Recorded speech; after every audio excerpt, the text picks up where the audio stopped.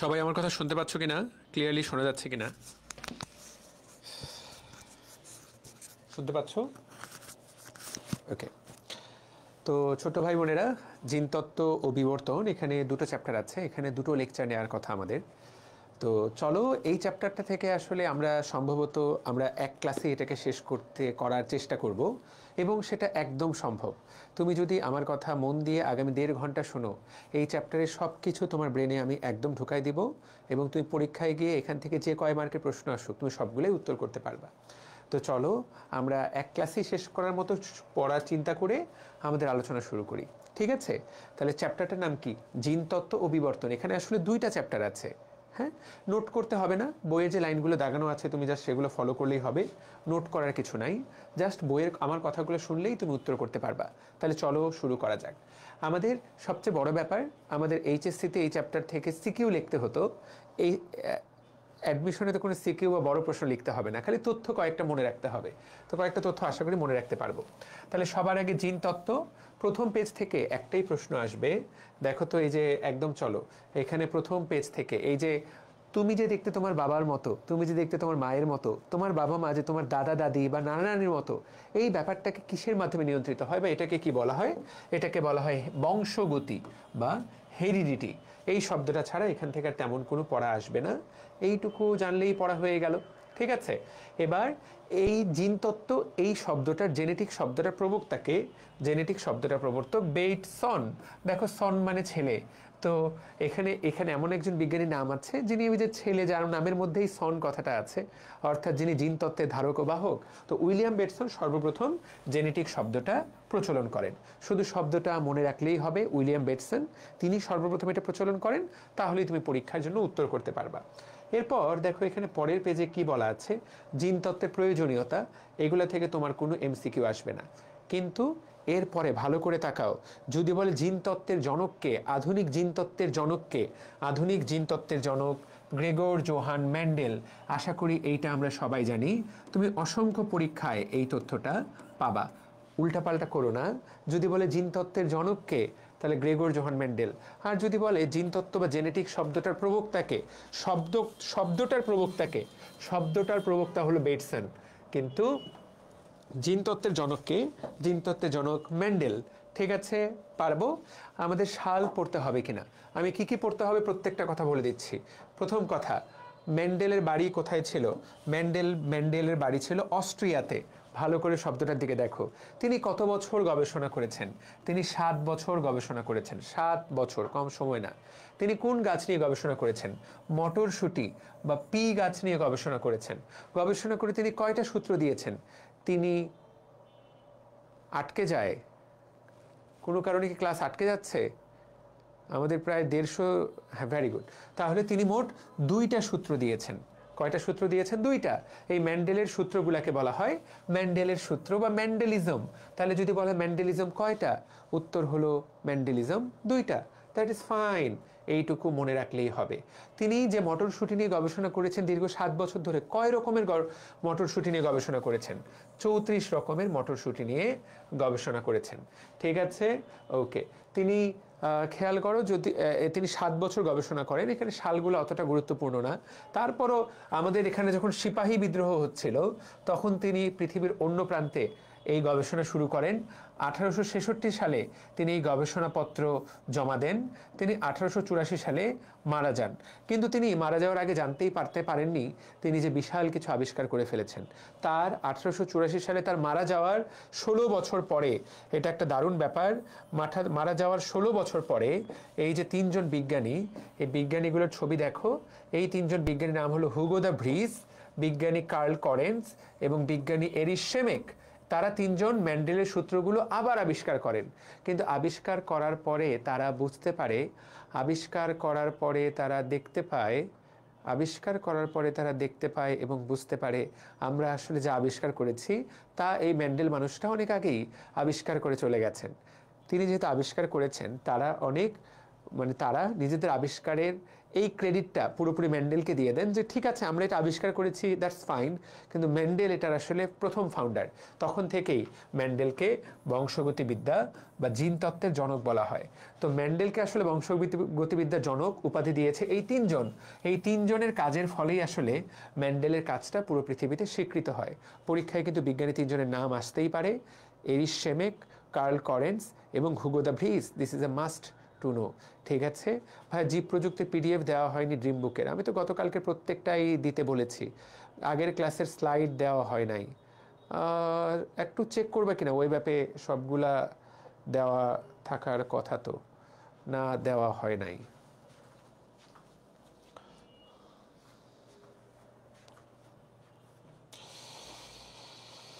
দাঁড়াও এখনই শুনে নেই।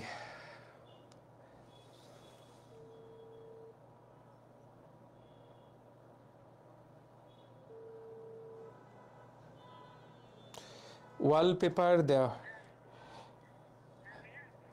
এই গতদিন ভার্সিটি ব্যাচে ড্রিম বুকের ফাইলটাও দিতে বললাম, স্লাইডও দিতে বললাম, তুমি একটাও দাওনি কেন?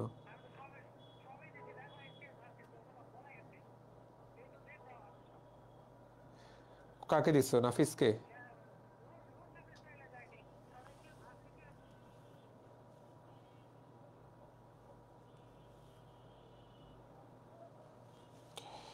আমি দেখছি। নাফিস, আমার গত ক্লাসের স্লাইড এবং ড্রিম বুকের পিডিএফটা আপলোড করনি কেন?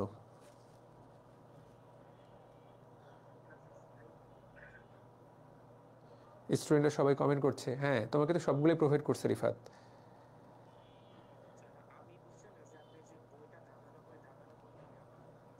ড্রিম বুকটা আপলোড করো, যে ফাইলগুলো দেওয়া হয়েছে সবগুলো আপলোড করে দাও।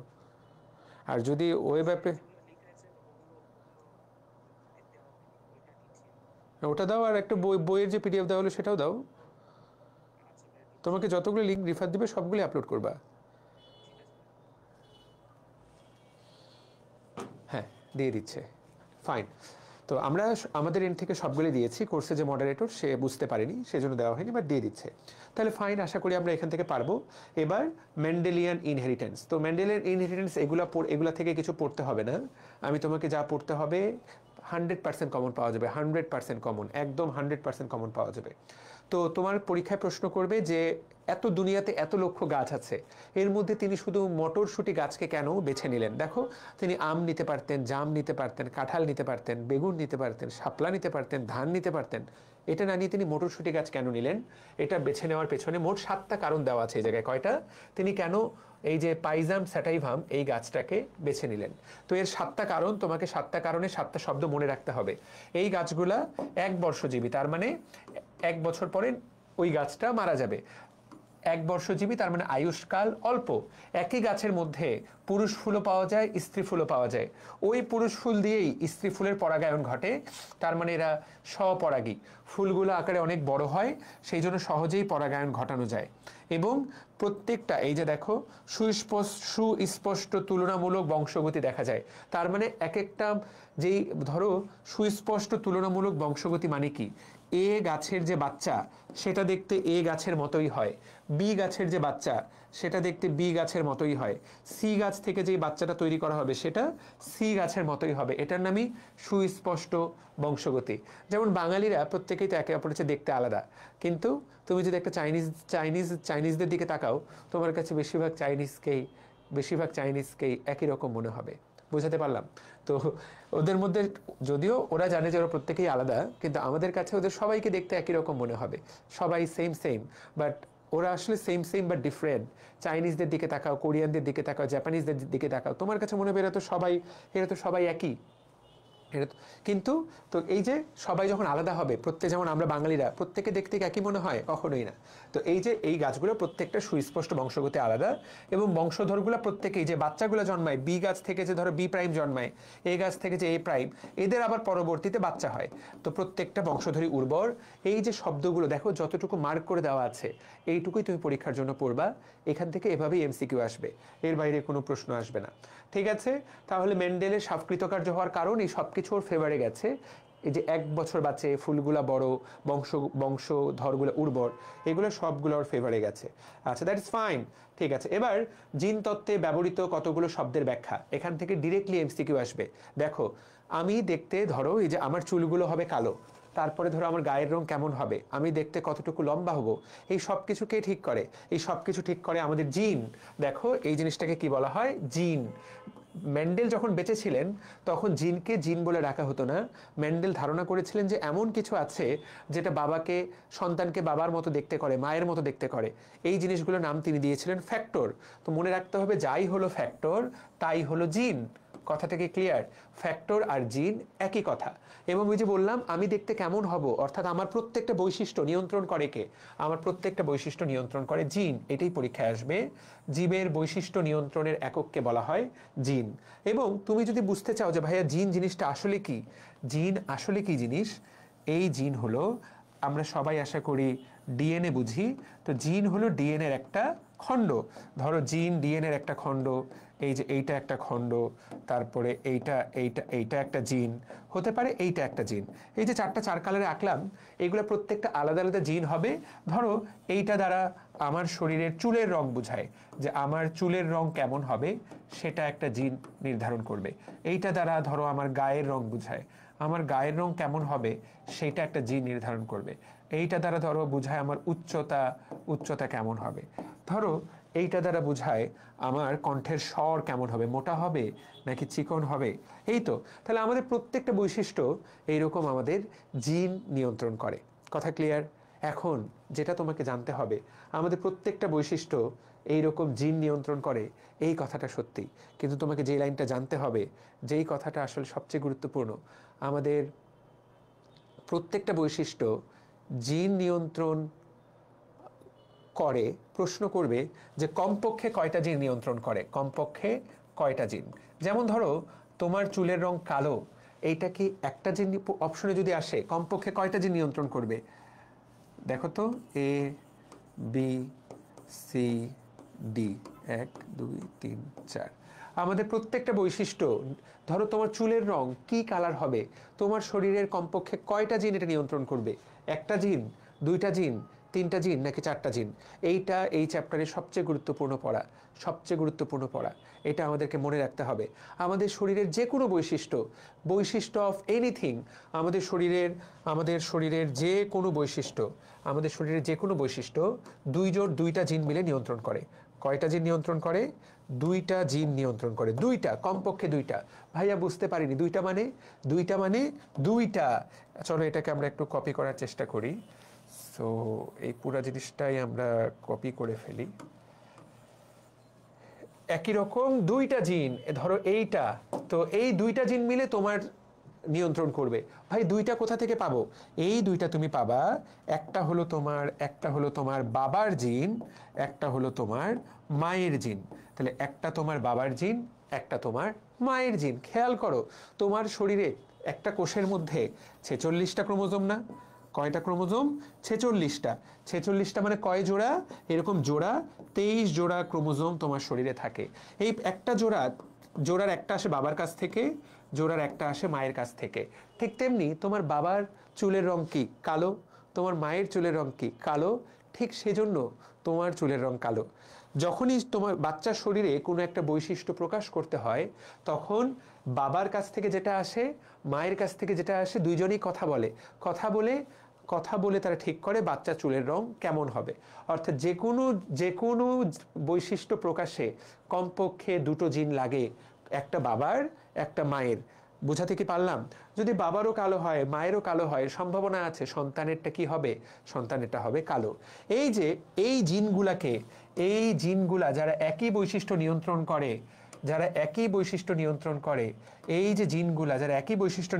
করে, এই জিনগুলাকে বলা হয় একে অপরের অ্যালিল। কি বলে এই জিনগুলাকে?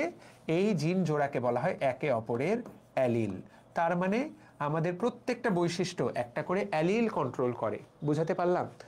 একটা করে অ্যালিল কন্ট্রোল করে। ক্লিয়ার? ঠিক আছে, বুঝাতে পারলাম? তাহলে অ্যালিল কাকে বলে? জিন জোড়া যারা আমাদের একটা বৈশিষ্ট্যকে নিয়ন্ত্রণ করে।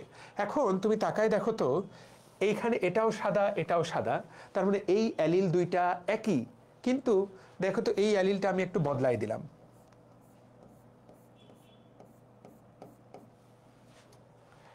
দেখো তো এই অ্যালিলটার দিকে তাকাও, বাবার গায়ের রং হলুদ, মায়ের গায়ের রং গোলাপি।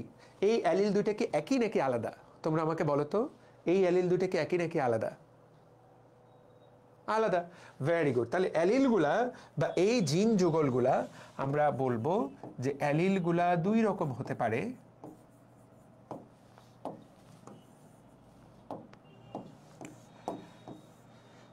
অ্যালিলগুলা যদি একই হয়, দুটো অ্যালিল যদি পরস্পরের সাথে একই হয়, তাহলে এই অ্যালিলগুলোর নাম হবে একই, আর যদি আলাদা হয় তাহলে তাদের নাম হবে আলাদা। তো তারা যদি একই হয়, একই মানে কি? হোমো, হোমো কথাটার অর্থ একই, তাদেরকে আমরা বলবো হোমোজাইগাস অ্যালিল। আর যদি আলাদা হয়, এই জিন জোড়াকে আমরা বলবো হেটারোজাইগাস অ্যালিল।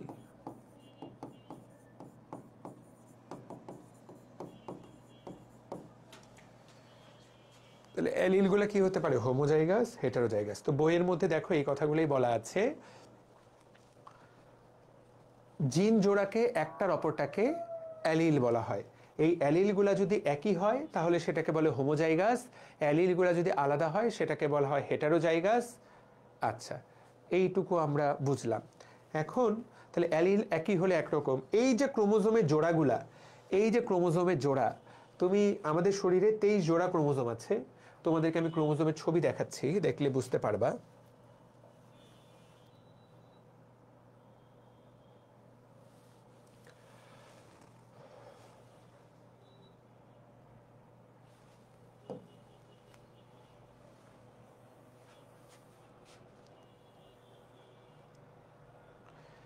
23 জোড়া ক্রোমোজোমের ছবি দেখাচ্ছি, দেখলে বুঝতে পারবা।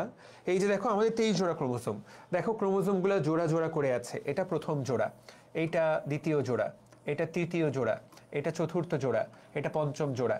তাহলে এই যে জোড় বেঁধে আছে, এই জোড়া অবস্থার এই ক্রোমোজোম দুইটাকে একে অপরের হোমোলোগাস ক্রোমোজোম বলে। হোমোজাইগাস, হোমোলোগাস কথাগুলো খুবই কাছাকাছি। হোমো শব্দের অর্থ একই, লোগাস শব্দের অর্থ অবস্থান। যখন তারা একসাথে অবস্থান করে যারা, সেই জোড়াটাকে বলে হোমোলোগাস।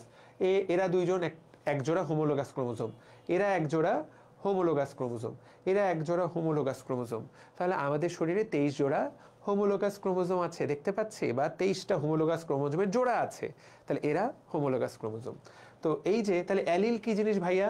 ধরো তোমাদেরকে একটা জিনিস বুঝাই, ধরো একটু পরেই আজকেই পড়বা থ্যালাসেমিয়া রোগের জন্য দায়ী। থ্যালাসেমিয়া, আমি জানি না তোমরা রোগটার সাথে পরিচিত কিনা। এই যে 11 নম্বর ক্রোমোজোমটা আছে, এই 11 নম্বর ক্রোমোজোমে একটা জিন থাকে, এই জিনটা এবং এই জিনটা। তাহলে যে 11 নম্বর ক্রোমোজোম টোটাল কয়টা? 11 নম্বর ক্রোমোজোম টোটাল 2টা। এই ক্রোমোজোমগুলার এই জিনগুলাতে যদি সমস্যা হয় তাহলে থ্যালাসেমিয়া রোগ হবে।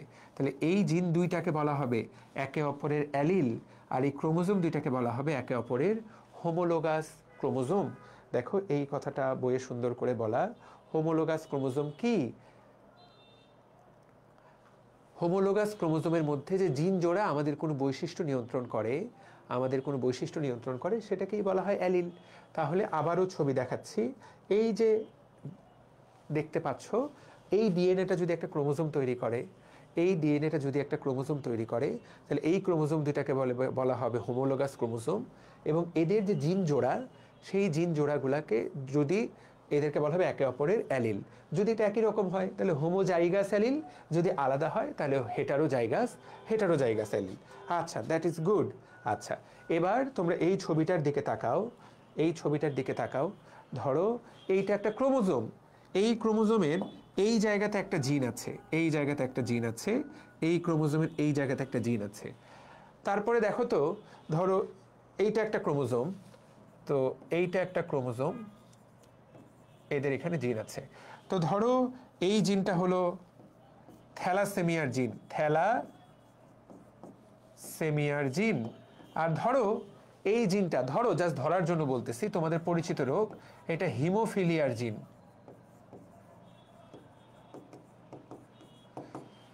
তোমাকে আমি প্রশ্ন করলাম, তোমরা আমাকে বলো তো হিমোফিলিয়ার জিন কত নাম্বার ক্রোমোজোমে আছে? সবাই উত্তর দাও, দেখে বলো, মানে এটা বোঝার সুবিধার জন্য। কত নাম্বার ক্রোমোজোমে আছে? 13 নাম্বার। আচ্ছা, ঠিক আছে। 13 নম্বর ক্রোমোজোমে শুধু হিমোফিলিয়ার জিন নাই, ওখানে আরো নানাবিধ আরো 10টা জিন আছে। ওখানে আরো 10 রকমের ধরো 10 রকমের জিন আছে। তাহলে হিমোফিলিয়ার জিনটা 13 নম্বর ক্রোমোজোমের কোথায় আছে? বড় বাহুতে আছে নাকি ছোট বাহুতে আছে? ছোট বাহুতে আছে। ধরো ছোট বাহুটার নাম হলো কিউ, বড় বাহুটার নাম হলো পি। তাহলে তুমি হিমোফিলিয়ার জিন পাওয়ার জন্য কোথায় যাবা? 13 নম্বর ক্রোমোজোমের কিউ বাহুতে যাবা। আচ্ছা, ঠিক আছে। এখন তাকায় দেখো তো, ওই কিউ বাহুতে শুধু ওই জিনটা নেই, ওই কিউ বাহুতে আরো জিন আছে। ওই কিউ বাহুতে আরো 3টা জিন আছে।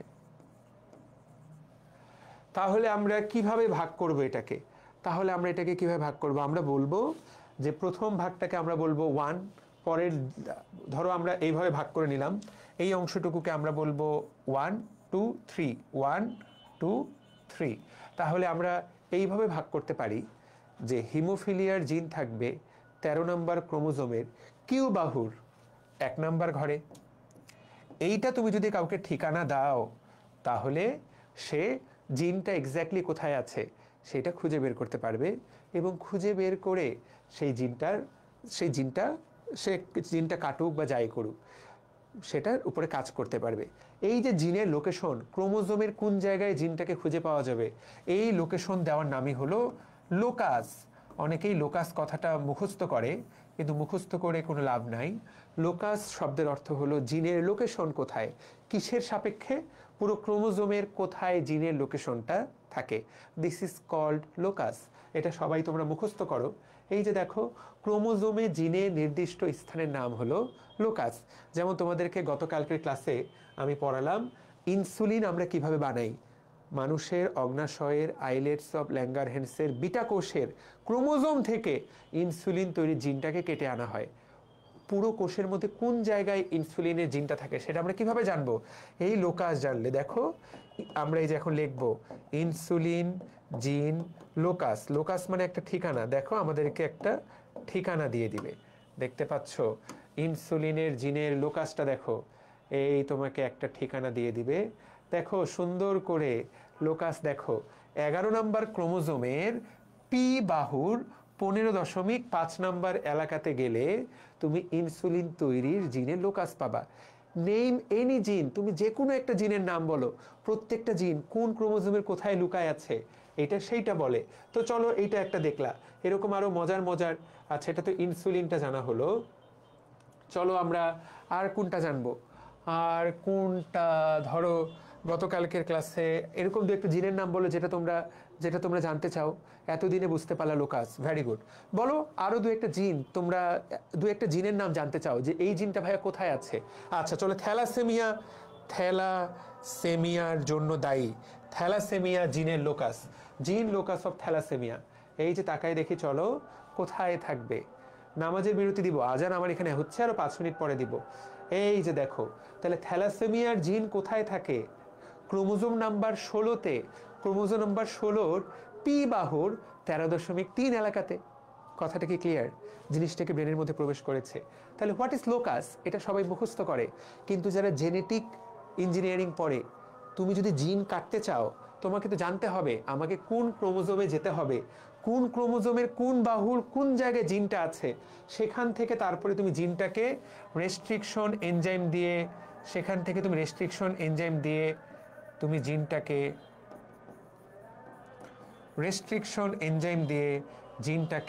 কাটবা।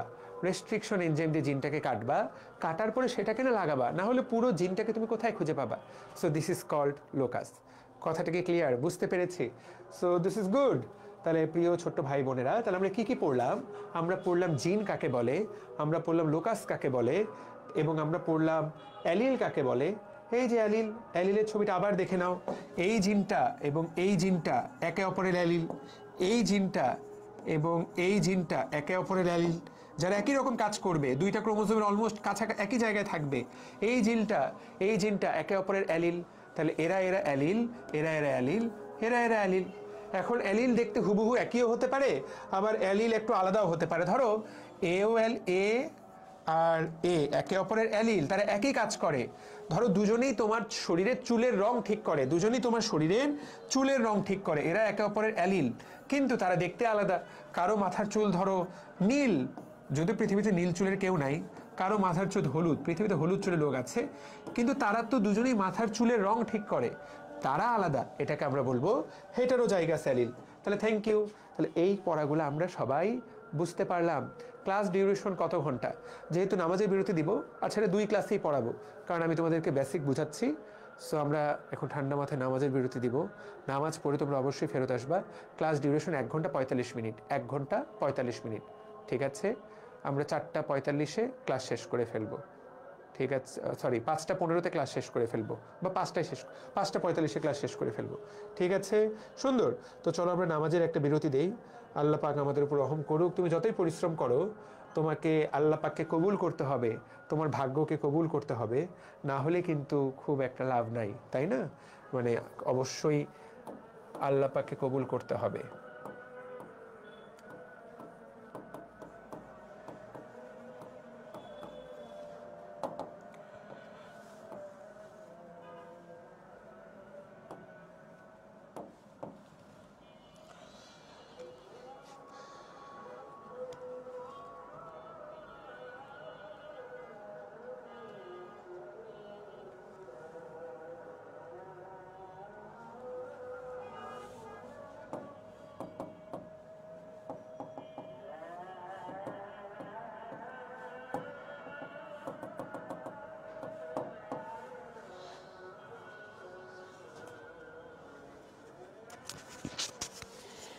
বিবর্তন অংশ থেকে ভার্সিটি প্রশ্ন আসে কিনা?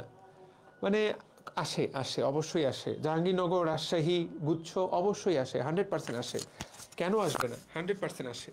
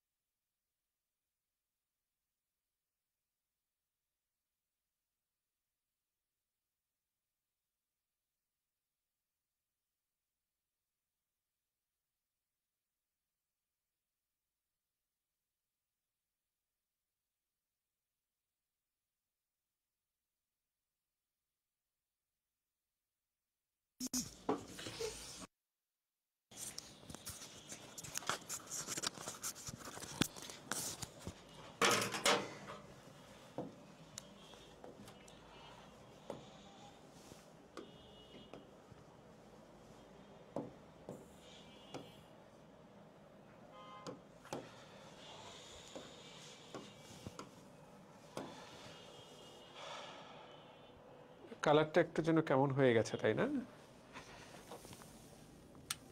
ওকে, সবাই দেখতে পাচ্ছ, শুনতে পাচ্ছ আমাকে? ওভারঅল কালারটা একটু কেমন যেন হয়ে গেছে। আচ্ছা, হোক। তো আমরা তাহলে কি পড়লাম, আমরা লোকাস কাকে বলে কি পড়লাম, আমরা সেটা পড়ে ফেললাম। এবার তুমি আস্তেই করে সামনের দিকে যাও। তো এখন আমরা নতুন একটা টপিক পড়বো, এই টপিকটা থেকে ডিরেক্ট এমসিকিউ আসবে। তাহলে আমরা কি বললাম, আমরা বললাম যে আমাদের যে কোনো বৈশিষ্ট্য দুইজন মিলে নিয়ন্ত্রণ করে। তাহলে ধরো এইটা একটা ক্রোমোজোম, এইটা আরেকটা ক্রোমোজোম, আমাদের যে কোনো বৈশিষ্ট্য দুইজন মিলে নিয়ন্ত্রণ করে, তাহলে দুইজন। আচ্ছা, এই যে ধরো আমার চুলের রং কেমন হবে, চুলের রং কালো, বড় হাতের বি। মায়েরও চুলের রং কালো, আমার চুলের রং কালো কারণ বাবার চুলের রং কালো, মায়েরও চুলের রং কালো। তাহলে এটা হোমোজাইগাস। তাহলে আমরা লিখবো এটার জিনোটাইপ, এটাকে আমরা লিখবো যে আমার চুলের রং যে কালো, এটার জিনোটাইপ হলো বি বি। এটার জিনোটাইপ, এটার জিনোটাইপ হলো বিবি। আর আমার চুলের রং যে কালো, এই যে বাইরে যে জিনিসটা প্রকাশ পেল, সেটাকে আমরা লিখবো হলো ফিনোটাইপ, হলো কালো। তাহলে কালো মানে যে বৈশিষ্ট্যটা প্রকাশ পায় সেটাকে বলে ফিনোটাইপ। আর ভেতরে জিনের যে গঠনটা সেটা হচ্ছে জিনোটাইপ। এখন তাহলে এইখানে দেখো তো, আমার বাবারও চুলের রং কালো, মায়েরও চুলের রং কালো, সেজন্য আমার চুলের রং কালো। এইটা একটা ঘটনা। কিন্তু তুমি আরেকটা জিনিস খেয়াল করো, ধরো আরেকজন ব্যক্তি যারও চুলের রং কালো, অর্থাৎ ওর ফিনোটাইপ, অর্থাৎ বাইরে থেকে তুমি দেখতে পাচ্ছ ওর চুলের রং কি, ওর চুলের রং কালো। কিন্তু তুমি ওর ক্রোমোজোম থেকে পরীক্ষা করে দেখতে পাইলা যে ওর ভেতরে যে ক্রোমোজোম আছে সেটাতে ওর বাবার চুলের রং কালো হলেও ওর মায়ের চুলের রং কিন্তু কালো না, ওর মায়ের চুলের রং হলো ধরো বাদামি। কিন্তু তাহলে বাবার চুলের রং কালো, কিন্তু মায়ের চুলের রং বাদামি, কিন্তু তারপরও ওর চুলের রং হয়ে গেল কালো। তো আমরা ওর ক্ষেত্রে জিনোটাইপ কি বলবো, ওর জিনোটাইপ আমরা বলবো, ওর জিনোটাইপ হলো বড় হাতের বি, ছোট হাতের বি। তাহলে খেয়াল করো তো, একই ফিনোটাইপ হলেও, অর্থাৎ বাইরের বৈশিষ্ট্য একই রকম হলেও ভেতরের গঠন আলাদা হতে পারে। যখন ভেতরে দুইটাই একই থাকবে তখন তো ওই বৈশিষ্ট্যটাই প্রকাশ পাবে, দুইটাই কালো হলে তো কালো। কিন্তু যখন দুইটা আলাদা হবে তখন যেই বৈশিষ্ট্যটা প্রকাশ পায়, যেইটা প্রকাশ পায়, যেমন এ প্রকাশ পেয়েছে, এইটাকে আমরা বলবো প্রকট বৈশিষ্ট্য। আর যেটা প্রকাশ পেল না সেটাকে আমরা বলবো প্রচ্ছন্ন বৈশিষ্ট্য। তাহলে এই যে অবস্থাটা, এই অবস্থাটার নাম হলো হেটারোজাইগাস অবস্থা। তার মানে দুইজন কিন্তু আলাদা আলাদা। খেয়াল করো, হেটারোজাইগাস অবস্থায় যেটা প্রকট বৈশিষ্ট্য সেটা প্রকাশ পায়, আর যেটা প্রচ্ছন্ন বৈশিষ্ট্য সেটা প্রকাশ পায় না। কিন্তু হোমোজাইগাস অবস্থায় যখন দুইটাই একই, তখন তো ভাই দুইজনই যেহেতু একই, তাহলে তো ওই বৈশিষ্ট্যটাই প্রকাশ পাবে। তাহলে প্রকট বৈশিষ্ট্য কি জিনিস, যেটা প্রকাশ পায় সেটার নাম প্রকট, যেটা প্রকাশ পায় না সেটার নাম প্রচ্ছন্ন।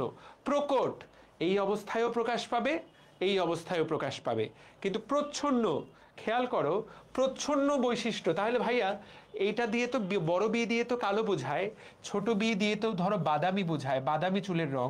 তাহলে কখন চুলের রং বাদামি হবে? বাদামি চুল শুধুমাত্র তখনই হবে যদি কোনো ব্যক্তির শরীরে দুইটাই ছোট হাতের বি থাকে, অর্থাৎ প্রচ্ছন্ন বৈশিষ্ট্য শুধুমাত্র এর চুলের রং হবে বাদামি যখন দুইটাই ছোট হাতের বি হবে, যখন দুটাই ছোট হাতের বি হবে। এইটার নাম হলো প্রচ্ছন্ন বৈশিষ্ট্য।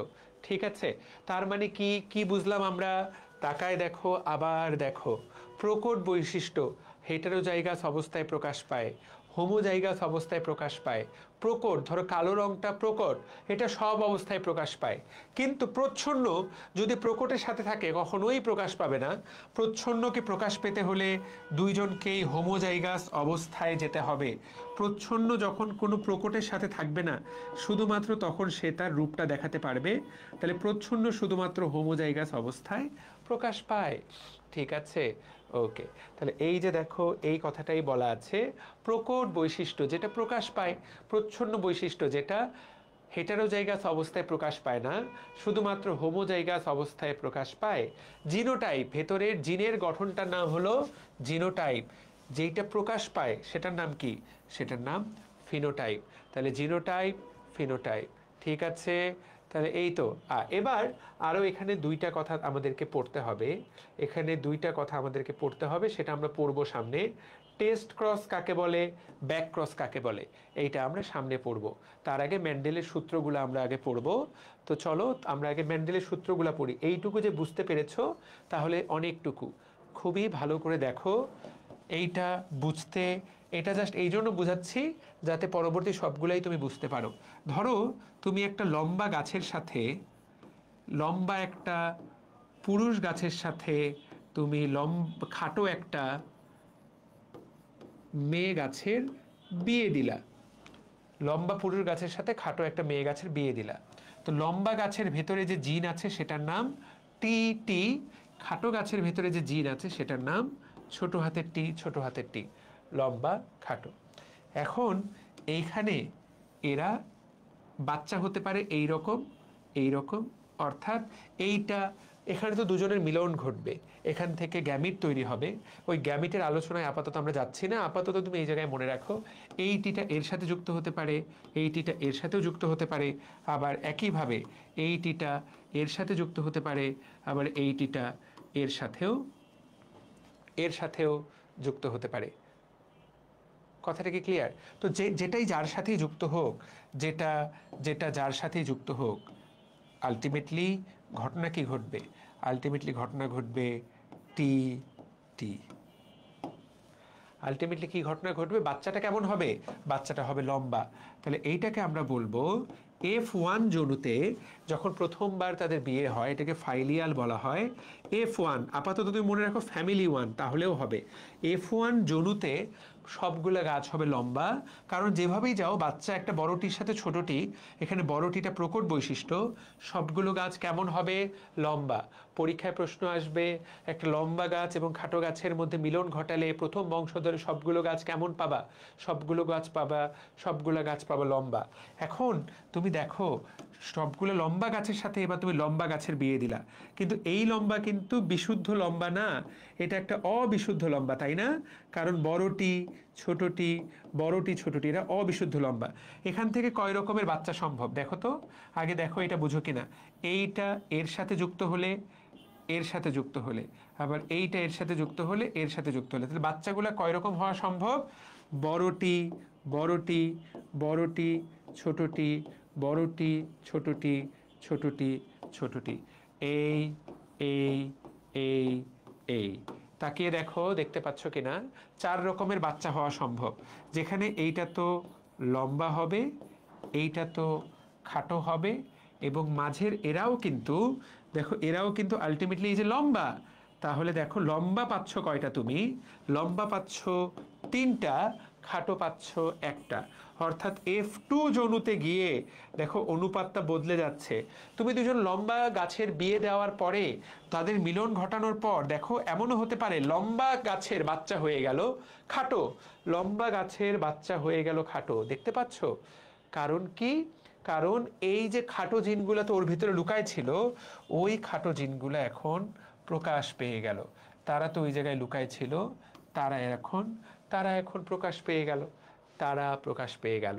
তাহলে এই যে জিনিসটা, এই জিনিসটার নাম হলো মেন্ডেলের প্রথম সূত্র। মেন্ডেলের প্রথম সূত্র অনুসারে F1 জনুতে সবাই প্রকট বৈশিষ্ট্য আকারে প্রকাশ পাবে, আর F2 জনুতে অনুপাতটা কত হয়ে যাবে? কত অনুপাতে বাচ্চা হওয়ার সম্ভাবনা? 3:1 এরকম ভাবে পরীক্ষায় প্রশ্ন দিবে। দেখি ভার্সিটি প্রশ্ন দিবে এই রকম, দেখি তোমরা জিনিসটা বুঝলা কিনা। ধরো আম গাছ, ধরো বড় আম, একটা বড় আম গাছের সাথে তুমি একটা ছোট আম গাছের বিয়ে দিলা। বড় আমটা হলো প্রকট বৈশিষ্ট্য,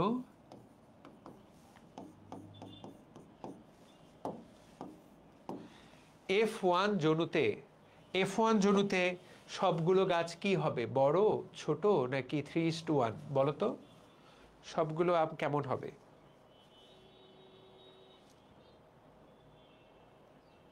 তাহলে F1 জনুতে সবগুলো হবে বড় আম। তারপর তোমাকে বলবে তাহলে F2 জনুতে কি হবে বলো তো? F2 জনুতে কি হবে? F2 জনুতে বড় হবে কয়টা? বড়র সাথে ছোটর অনুপাত কেমন হবে?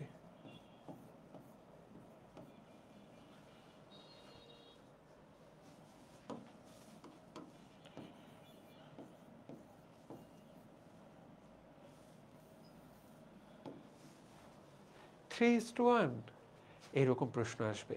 ঠিক আছে, তাহলে এইটা মেন্ডেলের সূত্র। কথা ক্লিয়ার? তাহলে আমরা এখানে কিন্তু একটা জিনিস দেখতে পেলাম, এটা হলো বড় ছোট এই অনুপাতটা কিন্তু ফেনোটাইপিক অনুপাত। আমরা এই অনুপাতটাকে কি বলবো? ফিনোটাইপিক, কারণ বাইরে থেকে দেখা যাচ্ছে ফিনোটাইপিক। কিন্তু তুমি যদি তাকায় দেখো, ফিনোটাইপিক অনুপাত 3:1, কিন্তু জিনোটাইপিক অনুপাত কিন্তু 1:2:1, কারণ বিশুদ্ধ লম্বা একটা, অবিশুদ্ধ লম্বা দুইটা, আর খাটো একটা। জিনোটাইপিক অনুপাত কত? মেন্ডেলের সূত্রের জিনোটাইপিক অনুপাত কিন্তু 1:2:1। তাহলে এই তো আমরা শিখিয়া পড়িয়া গেলাম মেন্ডেলের সূত্রের জিনোটাইপিক অনুপাত কত। জিনোটাইপিক অনুপাত 1:2:1, কিন্তু যদি বলে ফিনোটাইপিক অনুপাত কত? 3:1। আশা করি বোঝাতে পেরেছি। আচ্ছা, এইগুলা না হয় বুঝলা। এখন এখানে তাহলে আমাদেরকে আর কিভাবে প্রশ্ন করতে পারে? প্রশ্ন চলো আমরা একটু প্র্যাকটিস করি, দেখি পারো কিনা।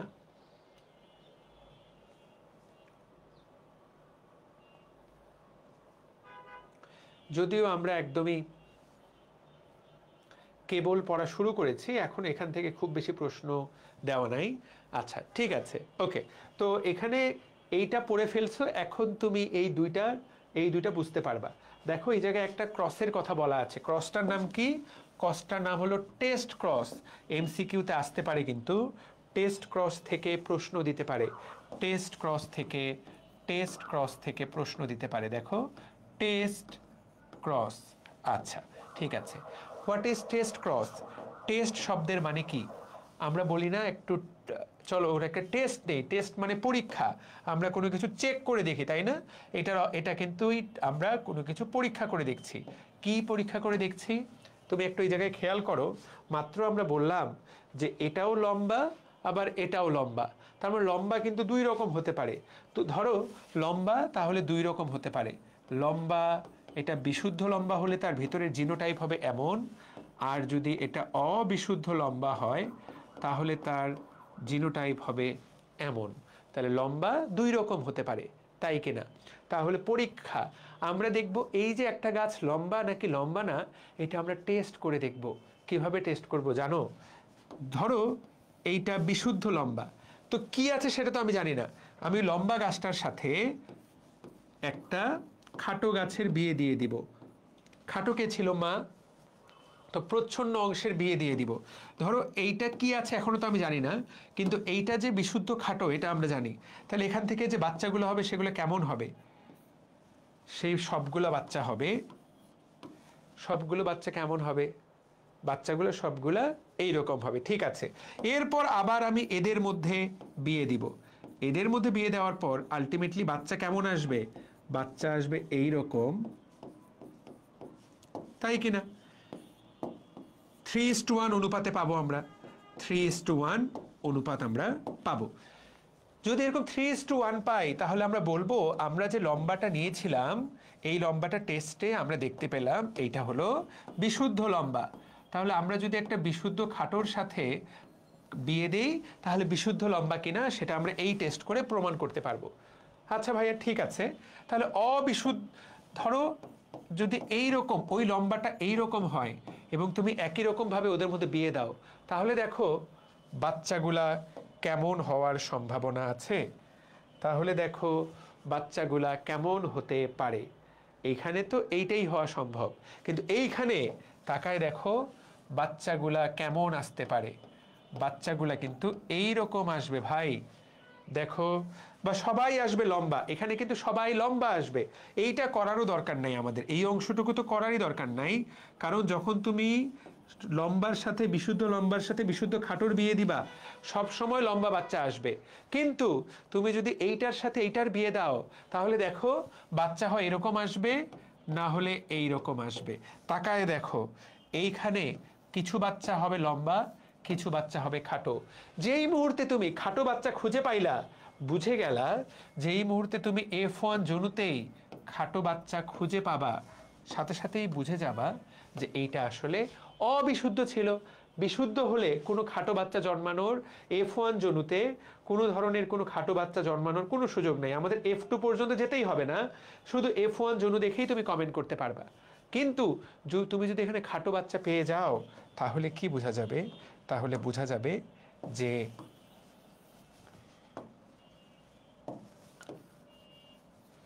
এই জায়গায় কি আছে? এই জায়গায় অবিশুদ্ধ আছে, এটার নাম হলো টেস্ট ক্রস। তাহলে দেখো, হোয়াট ইজ টেস্ট ক্রস? এই যে বংশধরগুলা, F1 বা F2 জনুর বংশধরগুলা, এরা কি বিশুদ্ধ হোমোজাইগাস নাকি হেটারোজাইগাস? এইটা বোঝার জন্য যে টেস্ট করা হয়, কার সাথে টেস্ট করা হয়? মাতৃবংশের বিশুদ্ধ প্রচ্ছন্নের সাথে। দেখো, এইটাই বলা আছে, টেস্ট করা হয় মাতৃবংশের বিশুদ্ধ প্রচ্ছন্নের সাথে। টেস্ট করলে তুমি দেখতে পাবা আলটিমেটলি কোন অনুপাতে পাওয়া যাবে? এইগুলা দুইটা, এইগুলা দুইটা, 2:2 মানে 1:1। তাহলে টেস্ট ক্রসের অনুপাত কত? 1:1। টেস্ট ক্রসের অনুপাত কত? দেখো 1:1। অর্ধেক পাওয়া যেতে পারে লম্বা, অর্ধেক পাওয়া যাবে খাটো। কথাটা কে কে বুঝতে পারলা? বোঝা গেছে? বুঝতে পেরেছি। তাহলে this is called test cross. যেই ক্রসের মাধ্যমে আমরা টেস্ট করে দেখি ওটা কি বিশুদ্ধ নাকি অবিশুদ্ধ, সেটাকে বলা হয় টেস্ট ক্রস। ওকে, গ্রেট। এবার ব্যাক ক্রস। ব্যাক মানে পেছনে। ক্রস সাধারণত আমরা সমান পর্যায়ে, তাই না? ধরো বাবা মায়ের থেকে নতুন একটা গাছ জন্মাইলো, সেই গাছের সাথে তার সমবয়সী গাছের বিয়ে দিব।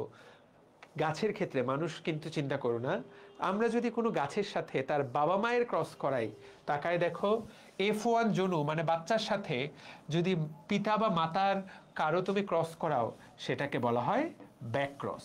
বুঝাতে পেরেছি? সেটাকে বলা হয় ব্যাক ক্রস। তো যখনই পিতৃ মাতৃ বংশীয় কথাটা বলা থাকবে, মনে রাখবা এটাকে বলা হয় ব্যাক ক্রস। তুমি বলতে পারো, ভাইয়া ব্যাক ক্রস কেন করা হয়? ব্যাক ক্রস করা হয় উন্নত জাত তৈরি করার জন্য। উন্নত জাত তৈরি করার জন্য। ভাইয়া কেমন উন্নত জাত তৈরি করার জন্য ব্যাক ক্রস করে আমাদের লাভ কি? ধরো এইটাই একই কথা বারবার, একই আলোচনা বারবার। ধরো একটা লম্বা গাছের সাথে তুমি প্রথমে একটা খাটো গাছের বিয়ে দিয়ে কিছু লম্বা গাছ পাইলা, কিন্তু এই লম্বা গাছগুলা কি? অবিশুদ্ধ। তুমি চিন্তা করলা, আমি এগুলোকে পিওর বিশুদ্ধ, আমি এগুলোকে ওর বাবার মতো বিশুদ্ধ করতে চাই। তুমি কি করবা? ওই গাছগুলাকে আবার এই বাবার সাথে ক্রস করবা। ফলে দেখো, তুমি আবার ক্রস করলে দেখো, আগে তো 100% গাছই ছিল এমন অবিশুদ্ধ, এখন 50% গাছ কি হয়ে গেল? 50% গাছ বিশুদ্ধ হয়ে গেল। তার মানে কি? বিশুদ্ধতার পরিমাণ কি হয়ে গেল? বিশুদ্ধতার পরিমাণ বেড়ে গেল। তো এইগুলো মূলত উন্নত জাতের ফসল তৈরি করার জন্য এই ব্যাক ক্রসগুলা করা হয়। তো যখন পিতা বা মাতা কারোর সাথে ক্রস করা হয় কোনো কিছুতে, তো তখন সেটাকে আমরা বলবো ব্যাক ক্রস। সেই দিক দিয়ে চিন্তা করলে টেস্ট ক্রস এক ধরনের ব্যাক ক্রস, কারণ ওখানে আমরা মায়ের সাথে, ওই জায়গায় আমরা মায়ের বংশের গাছের সাথে এটাকে ক্রস করাই। তাহলে ক্রসের বেসিক আইডিয়াটা কি ক্লিয়ার? তোমরা যদি ক্রসের এই বেসিক আইডিয়াগুলো ক্লিয়ার করে ফেলো, তাহলে আমাদের আসলে মূল পড়া আসলে হয়ে গেছে। এরপর আমাদের শুধুমাত্র নাম, অনুপাত, নাম, অনুপাত এগুলা পড়লেই হয়ে যাবে। আমাদেরকে কিন্তু আর কোনো চেকার বোর্ড টোড পড়তে হবে না। প্রিয় ছোট্ট ভাই বোনেরা, তাকায় দেখো তো, আমরা যখন বলতেছি 3:1, খেয়াল করো, আমরা কিন্তু এক জোড়া বৈশিষ্ট্যের দিকে তাকাচ্ছি। কীরকম এক জোড়া বৈশিষ্ট্যের দিকে তাকাই? তুমি তাকায় দেখো, এক জোড়া বৈশিষ্ট্য মানে এই যে এক জোড়া লম্বা, কেউ লম্বা, এটা তার বৈশিষ্ট্য। খাটো, এটাও তার বৈশিষ্ট্য। তাহলে এখানে কয়টা বৈশিষ্ট্য? লম্বা, খাটো, এক জোড়া বৈশিষ্ট্যের দিকে আমরা তাকাই। যখন তুমি এরকম এক জোড়া বৈশিষ্ট্যের দিকে তাকাবা, এক জোড়া, তখন সেটাকে বলে মনোহাইব্রিড ক্রস। মনোহাইব্রিড ক্রসের অনুপাত 3:1।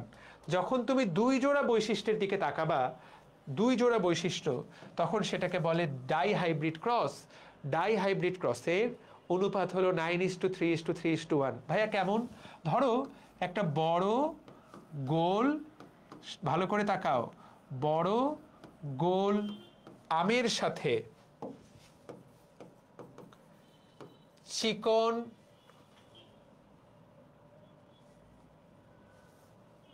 ছোট চিকন আমের তুমি বিয়ে দিলা। দেখো এখানে বৈশিষ্ট্য কয়টা? বৈশিষ্ট্য কিন্তু এখানে বড় ছোট দুইটা, গোল চিকন, কয়টা হয়ে গেল? বৈশিষ্ট্য হয়ে গেল দুই জোড়া, বৈশিষ্ট্য হয়ে গেল চারটা। বৈশিষ্ট্য কয়টা হয়ে গেল? বৈশিষ্ট্য হয়ে গেল 4টা। F1 জনুতে তুমি কি পাবা? F1 জনুতে তুমি সবগুলা বড় গোল আম পাবা, সবগুলা বড় গোল আম পাবা। F1 জনুতে সবগুলো আম হবে বড় গোল। কিন্তু আমরা তো এটা এইচএসসিতেই পড়েছি, F2 জনুতে কি পাওয়া যাবে জানো? F2 জনুতে বড় গোল আম পাওয়া যাবে কয়টা?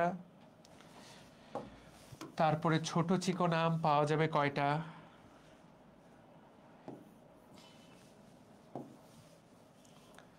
ছোট চিকন আম পাওয়া যাবে কয়টা?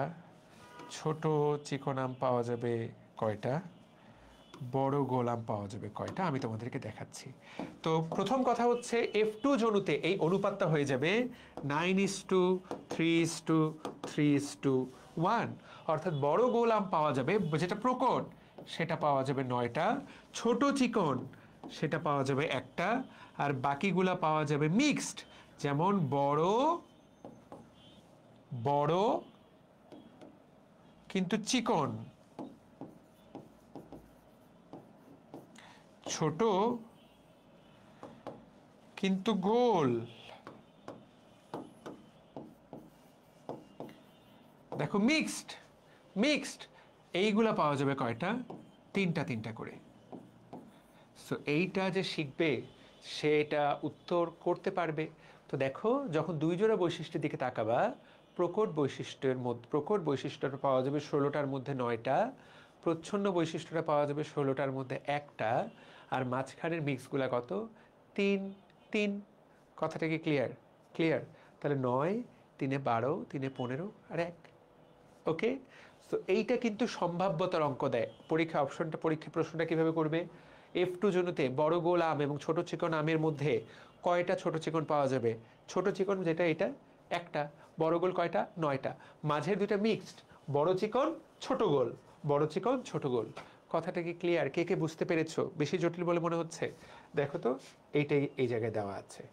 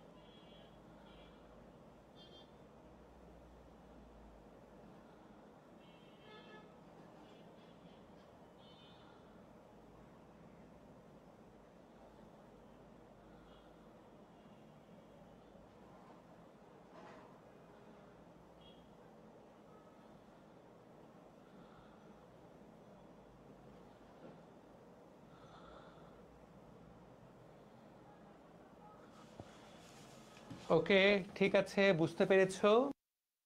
চলো আমরা একটু প্র্যাকটিস করি, দুই একটা প্রশ্ন চলো আমরা একটু প্র্যাকটিস করি এখান থেকে কিভাবে প্রশ্ন আসবে।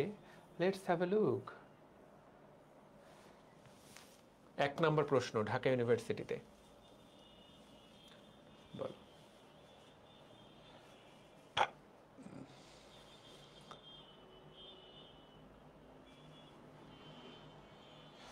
যখনই দুই জোড়া বৈশিষ্ট্যের কথা বলা হবে,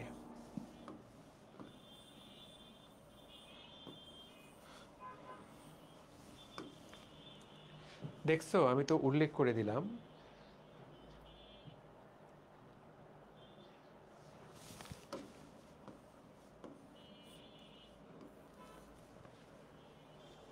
কি হবে উত্তর?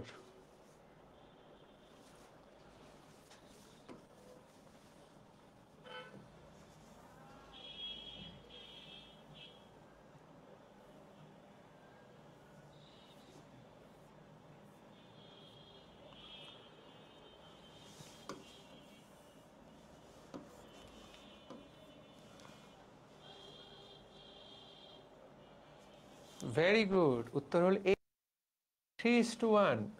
আচ্ছা ঠিক আছে, এইবার বলো তো প্রকাশিত জীবের বৈশিষ্ট্যকে কি বলে?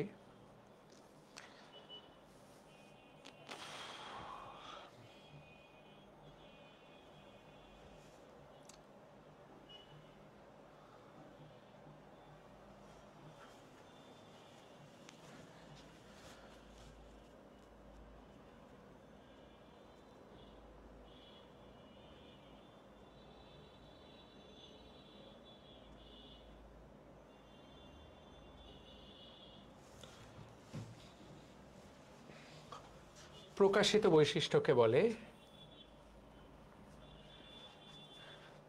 এটার কি উত্তর হবে, ফিনোটাইপ না প্রকট বৈশিষ্ট্য?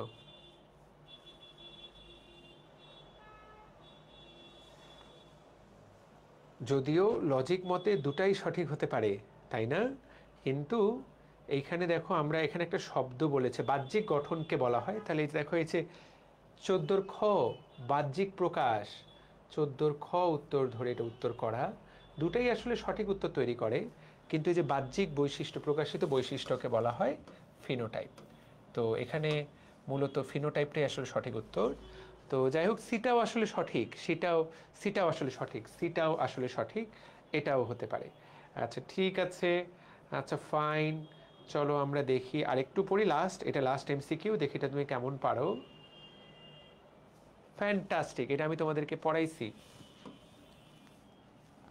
বলো 31 বলো।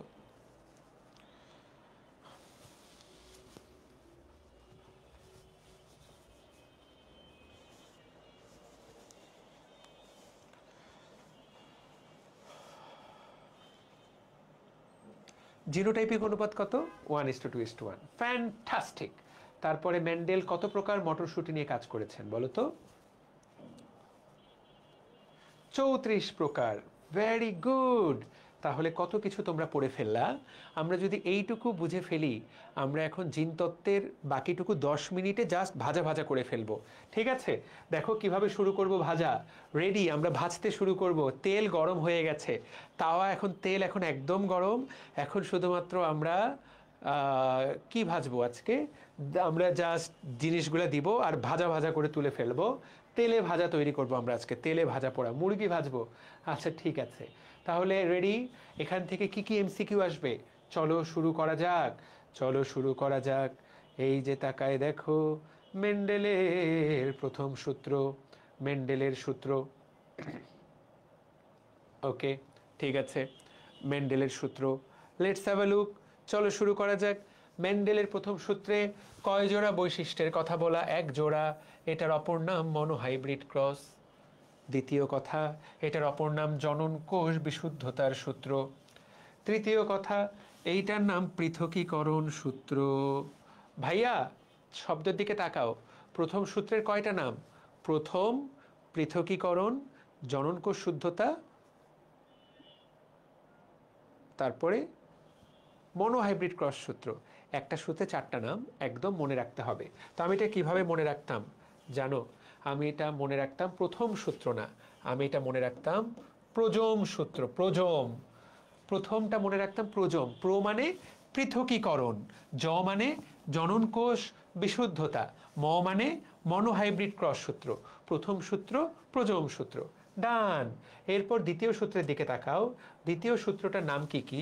দ্বিতীয় সূত্রের নাম হলো স্বাধীনভাবে মিলনের সূত্র বা বন্টনের সূত্র, ল অফ সেগ্রিগেশন। এইটার নাম হলো দ্বিতীয় সূত্র। তো এই তো ফাইন, আমি এটা এভাবে মনে রাখতাম। মিলন হয় কতজনের মধ্যে? 2 জনের মধ্যে, তাহলে দ্বিতীয় সূত্র। বন্টন, বন্টন 2, তাহলে বন্টন করতে তো অ্যাটলিস্ট 2 জন লাগবে, তাহলে এইটা হলো তোমার দ্বিতীয় সূত্র। এইভাবে মনে রাখতে পারি আমরা। ঠিক আছে, মিলন হয় 2 জনের মধ্যে, একটা জিনিস বন্টন করতে কমপক্ষে 2 জনকে তো লাগবেই, এটা দিয়ে মনে রাখতে পারো।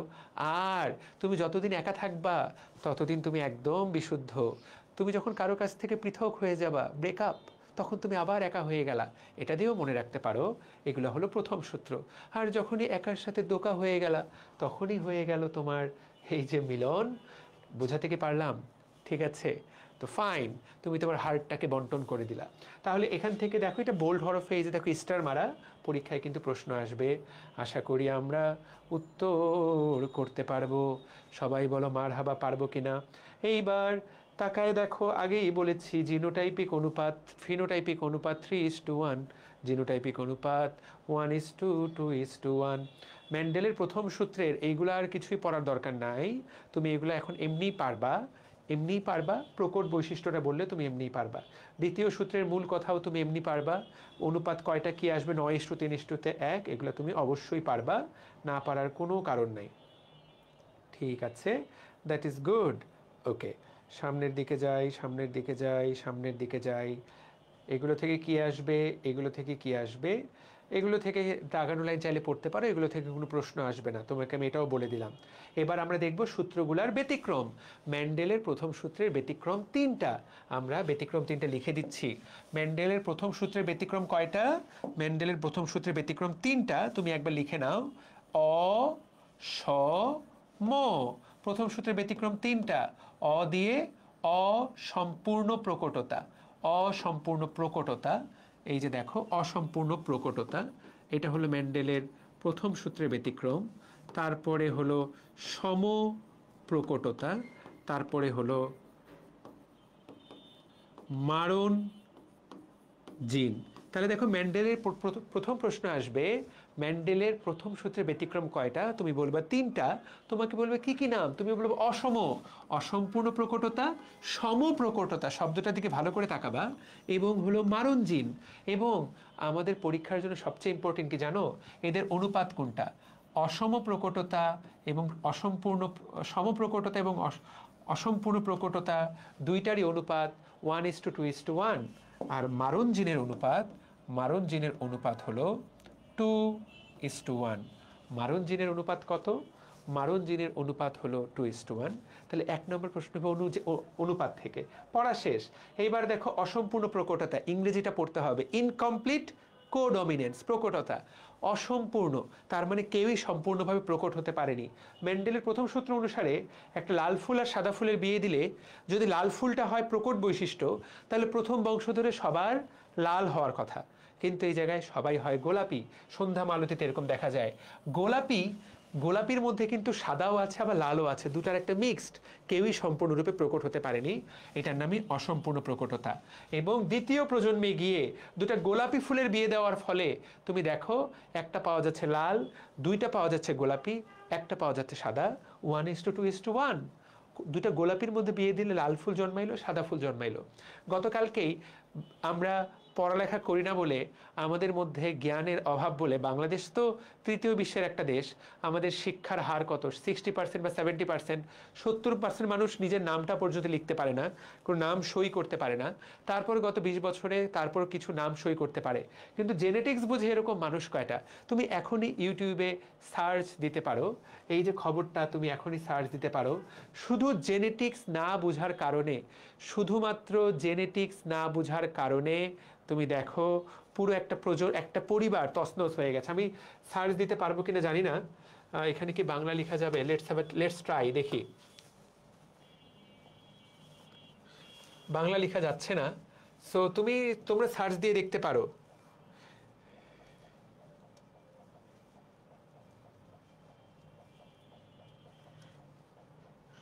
আমি দেখি সার্চ দিয়ে পাই কিনা।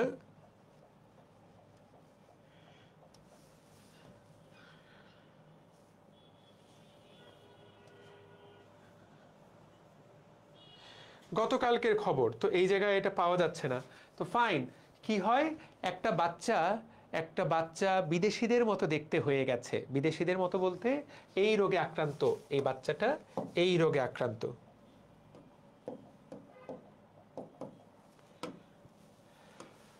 বাচ্চাটা এরকম অ্যালবিনিজম রোগে আক্রান্ত হয়েছে। অনেকেই মনে করে অ্যালবিনিজম রোগে আক্রান্ত হলে এই বাচ্চাগুলা মানে বিদেশিদের মতো দেখতে না, এটাকে বলে অ্যালবিনিজম। তো যশোরে না কোথায় যেন, তো নিউজটা দেখে তো আমি বুঝতে পারলাম যে আমাদের শিক্ষার হার কত কম। তো ওই বাচ্চাটা, বাবা মা তো বাংলাদেশি, বাবা মা তো আমাদের মতোই শ্যামলা, বাংলাদেশের গায়ের রং। বাংলাদেশের যারা ফর্সা তারাও কতটাই বা ফর্সা, এই ফর্সা তো না। তো ওই বাচ্চাটা এইরকম ভাবে এরকম হওয়ার কারণে বাবা সন্দেহ করলো যে এটা কোনোভাবেই আমার সন্তান হতে পারে না, বউকে সন্দেহ করলো, বউকে ঘর থেকে বের করে দিয়ে তালাক দিয়ে দিল। চিন্তা চিন্তা করতে পারো?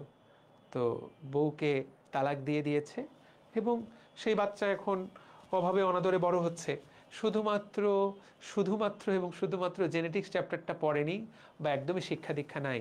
তো সমাজ সভ্যতা যত আগাবে এই জিনিসগুলো আস্তে আস্তে আস্তে আস্তে কমে আসবে। একদম তুমি কি আশা করো একটা গ্রামের লোক এত কিছু আবার টেস্ট করবে? এটা কি সম্ভব? সে তো ব্যাপারটাকে এমনি লজ্জার হিসেবে চিন্তা করতেছে, সে তো চিন্তা করতেছে এটা একটা লজ্জার বিষয়, বুঝো নাই? তার তো আর এত কিছু চিন্তা করার টাইম নাই। সে বললো আমার সন্তান আমার মতো দেখতে হবে না, সে দেখতে একটা বিদেশির মতো হবে, এই দিয়ে তালাক। ঠিক আছে, দ্যাট ইজ ফাইন। এবার হলো সমপ্রকটতা। সমপ্রকটতা, দুজনই সমানভাবে প্রকট, অর্থাৎ সাদার সাথে কালোর বিয়ে দিলা, হওয়ার কথা ছিল কি যেটা প্রকট সেটাই থাকবে, হয় সাদা না হলে কালো। দুজনই যদি এমন থাকে সাদা কালো মিক্সড, দেখো কালো বর্ণের মোরগের সাথে সাদা বর্ণের মুরগির বিয়ে দিলা, যেই মোরগ বা মুরগিটা তৈরি হলো, দেখো সাদা কালো চেকযুক্ত মোরগ মুরগি, সাদা এবং কালো দুজনেই আছে, তাহলে এইটার নাম হলো সমপ্রকটতা বা কোডমিনেন্ট। শব্দটার দিকে তাকাও, শব্দটার নাম হলো কোডমিনেন্স, দুজনেই ডমিনেন্ট। এটার অনুপাত কত? 1:2:1। এরপরে যে টপিকটা সেটার নাম হলো লিথাল জিন বা মারণ জিন। লিথাল জিন বা মারণ জিন হলো এই জিনটা যদি কারো শরীরে থাকে, এই জিনটা আর প্রকাশ পায় না, মানে এই জিনটা মরে যায়, অর্থাৎ এই জিন যেই বৈশিষ্ট্যটাকে নিয়ন্ত্রণ করত সেই বৈশিষ্ট্যটা আর প্রকাশ পায় না। ধরো কারো চুল তৈরির জন্য যে জিনটা সেটা লিথাল জিন, তাহলে ধরো জন্ম থেকেই ওর চুলগুলো আর তৈরি হবে না, অর্থাৎ জন্ম থেকেই ও নাড়িয়া থাকবে, টাকলা থাকবে, এই ধরনের ব্যাপারটাকে বলা হচ্ছে লিথাল জিন। আবার কোনো কোনো ক্ষেত্রে লিথাল জিন এতটা ভয়ঙ্কর হয় যে এটা এমন কিছু পদার্থ তৈরি করে ওই প্রাণীটাই মৃত্যুবরণ করে। যদি ওই প্রাণীটাই মৃত্যুবরণ করে বা ওই বৈশিষ্ট্যটা প্রকাশ না পায়, তখন ওই অনুপাতটা 1:2:1 না হয়ে অনুপাতটা হয়ে যায় 2:1। পরীক্ষায় 1 নম্বর প্রশ্ন হবে মারণ জিনের অনুপাত কত? 2:1। লিথাল জিনের অনুপাত কত? লিথাল জিনের অনুপাত কত? 2:1। লিথাল জিন যে ওই বৈশিষ্ট্যটাকে মেরে ফেলে বা জীবটাকেই মেরে ফেলে, এই জিনিসটার নাম হলো লিথালিটি, মেরে ফেলার ক্ষমতা। লিথাল জিন যার শরীরে থাকবে ওই জীবটাও মারা যেতে পারে বা যেই বৈশিষ্ট্যটাকে নিয়ন্ত্রণ করে সেই বৈশিষ্ট্যটা মারা যেতে পারে। যেমন থ্যালাসেমিয়া, যেমন কি কি বৈশিষ্ট্য ভাইয়া, কি কি বৈশিষ্ট্য নিয়ন্ত্রণ করে? লিথাল জিন আমাদের শরীরের কোন কোন রোগ করে তুমি একটু তাকায় দেখো। দেখো থ্যালাসেমিয়া, এটা একটা লিথাল জিন গঠিত রোগ। তার মানে আমাদের আরবিসি তৈরি করার জন্য, আরবিসি লোহিত রক্তকণিকা তৈরি করার জন্য যে জিনটা, সেইটা ধরো ডিফেক্টিভ হয়ে গেছে। তোমার শরীরে প্রতি মুহূর্তে 1,00,000 আরবিসি তৈরি হয়, যার থ্যালাসেমিয়া থাকবে ওর তৈরি হবে 1,000। কোথায় 1,00,000 দরকার, কোথায় কোথায় 1,00,000, কোথায় 1,000, ফলে ওর জিনটা ডিফেক্টিভ। ওই ডিফেক্টটা কোথা থেকে আসলো? ওই ডিফেক্টটা আসলো এই লিথালিটির কারণে, এটা নাম হলো থ্যালাসেমিয়া। তারপরে সিকল সেল অ্যানিমিয়া। অ্যানিমিয়া মানে রক্ত স্বল্পতা, রক্ত কমে যাওয়া। সিকল সেল মানে কি? What does it mean by sickle cell? অর্থাৎ সেলগুলা তোমার এই যে আরবিসির যে কোষগুলা, সিকল সেল অ্যানিমিয়া, আরবিসির যে কোষগুলা, দেখো এই কোষগুলা দেখতে কাস্তের মতো হয়ে যায়। এইটা একটা হেলদি আরবিসি, নর্মাল অ্যালপেনলিবে চকলেটের মতো, কিন্তু সিকল সেল অ্যানিমিয়াতে আরবিসিটা দেখতে কীরকম? ধান কাটার কাস্তের মতো হয়ে গেল। তুমি যেগুলো বাম সংগঠনের দেখবে যে লোগোর মধ্যে কাস্তে এবং হাতুড়ি থাকে, কারণ ওরা কৃষক এবং শ্রমিকদের জন্য সংগঠন তৈরি করে। তো এই যে কাস্তে শেপড, এই কাস্তে শেপড এইটাকে বলে সিকল সেল অ্যানিমিয়া। কেন হয়? ওই জিনটাতে, যেই জিনটা আরবিসি তৈরি করে সেটাতে আরেক রকম গ্যাঞ্জাম লাগলে এইরকম হয়। ঠিক আছে, তারপর একটা রোগ আছে হলো সিস্টিক ফাইব্রোসিস। নামের মধ্যেই তো বলা, ফাইব্রোসিস, শরীরের বিভিন্ন জায়গা ফাইবার বা তন্তু দ্বারা রিপ্লেস হয়ে যায়। মূলত কি হয়? মূলত শ্বসনতন্ত্র প্রচণ্ড পরিমাণে ওর বুকে কফ জমে, প্রচুর ইনফেকশন হয়, খুব হাঁচি কাশি হয়, কাশি হতে থাকে, কাশতে কাশতে রক্ত বের হয়, এমন কিছু হয়ে যেতে পারে সিস্টিক ফাইব্রোসিসে।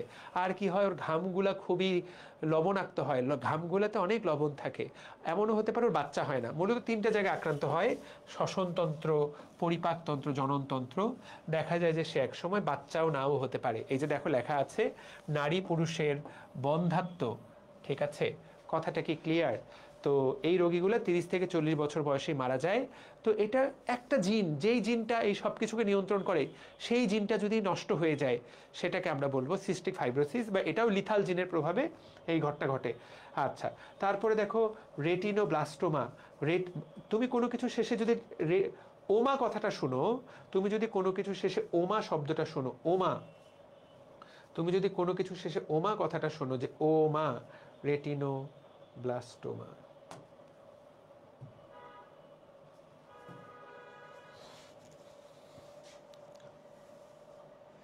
ওমা মানে টিউমার।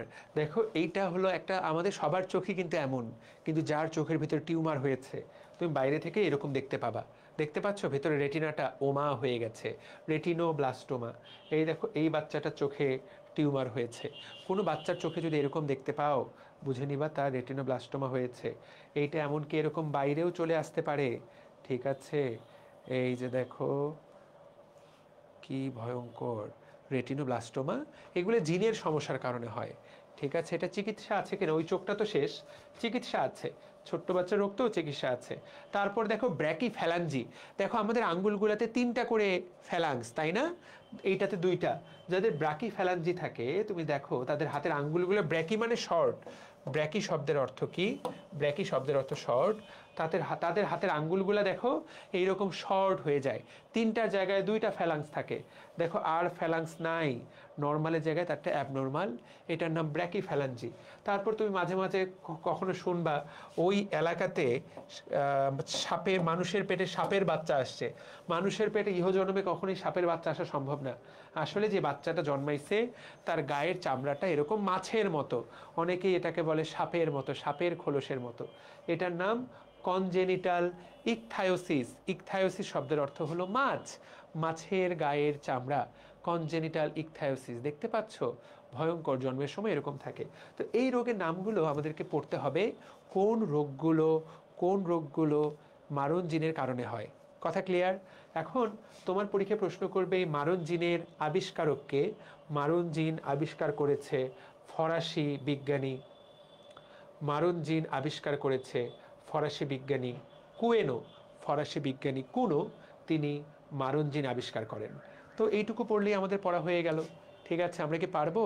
ভাইয়া বয়স বাড়ে কিন্তু উচ্চতা স্বাস্থ্য বাড়ে না, পা ফুটা থাকে, এটা পেট ফোলা থাকে, এটা কি রোগ?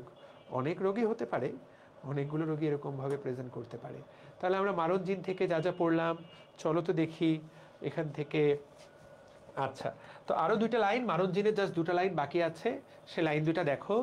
যেই মারণ জিনের প্রভাবে 50%-এর বেশি জীব মারা যায়, ধরো মারণ জিন আছে 100টা প্রাণীর শরীরে, 60টা প্রাণী মারা গেল, সেই মারণ জিনটাকে আমরা বলবো, সেই লিথাল জিনটাকে আমরা বলবো সেমি লিথাল জিন। সেমি লিথাল, সেমি মানে হাফ, সবাইকে মারে না কিন্তু মোটামুটি 50%কে মারে। আর যারা 50%-এর কম মারে সেটাকে আমরা বলবো সাব ভাইটাল জিন। তার মানে মারণ জিন থাকলেই যে সেটা প্রকাশ পাবে বা কাজ করবে তা না। যদি 50% শরীরে কাজ করে সেটাকে বলে সেমিলিথাল। ধরো 100 জনের শরীরে মারণ জিন আছে, পাওয়া গেল মাত্র 30 জনের শরীরে রোগটা, তাহলে বাকি 70 জনের শরীরে মারণ জিন থাকার পরেও সেটা এই মুহূর্তে অ্যাক্টিভ না। এই ধরনের জিনকে বলা হয় সাব ভাইটাল জিন। যেমন এই যে হিমোফিলিয়া রোগের জন্য, হিমোফিলিয়া রোগ এটা একটা সেমিলিথাল। তার মানে সবার শরীরে হিমোফিলিয়ার জিন থাকলেও সবার শরীরে কিন্তু প্রকাশ পাবে না। দেখা যাবে যে 100 জনের মধ্যে 50 জনের হিমোফিলিয়া হবে, বাকি 50 জনের হবে না। আবার ড্রোসোফিলা মাছির যে লুপ্তপ্রায় ডানা সৃষ্টিকারী লিথাল জিন, এইটা 100টা মাছির শরীরে থাকলেও প্রকাশ পাবে মাত্র 30টা বা 40টাতে, কারণ এটা সাবভাইটাল ধরনের। বুঝাতে কি পারলাম? ওকে, তো এখানে তুমি তাকিয়ে দেখো তো, তাহলে দেখো এইটা বলো, লিথাল জিনের প্রভাবে 50% জীব মারা যেতে পারে। কি পড়লাম এটা? 34-এর কি উত্তর হবে বলো তো?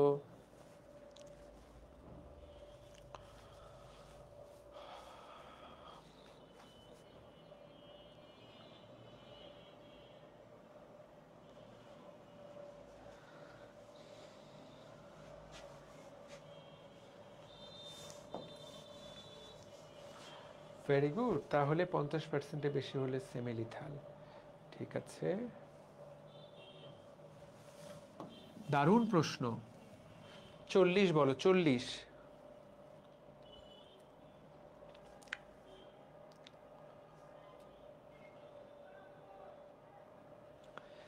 তাহলে পৃথকীকরণ সূত্র পৃথক হয়ে গেলে একা, প্রথম সূত্রে ব্যতিক্রম নয় কোনটা? কি সুন্দর প্রশ্ন, ভালোই লাগলো।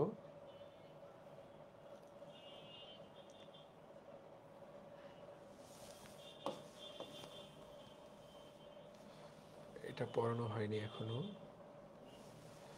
এটা এখনো পড়ানো হয়নি।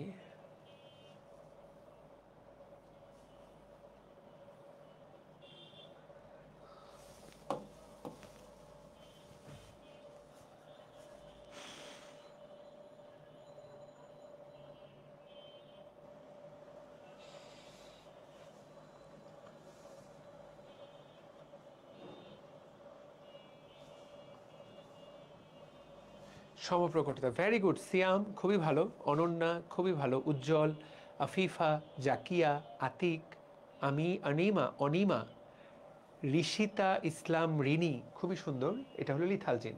Thank you. তাহলে আমরা প্রথম সূত্রের কি কি ব্যতিক্রম হতে পারে সবগুলাই পড়ে ফেললাম।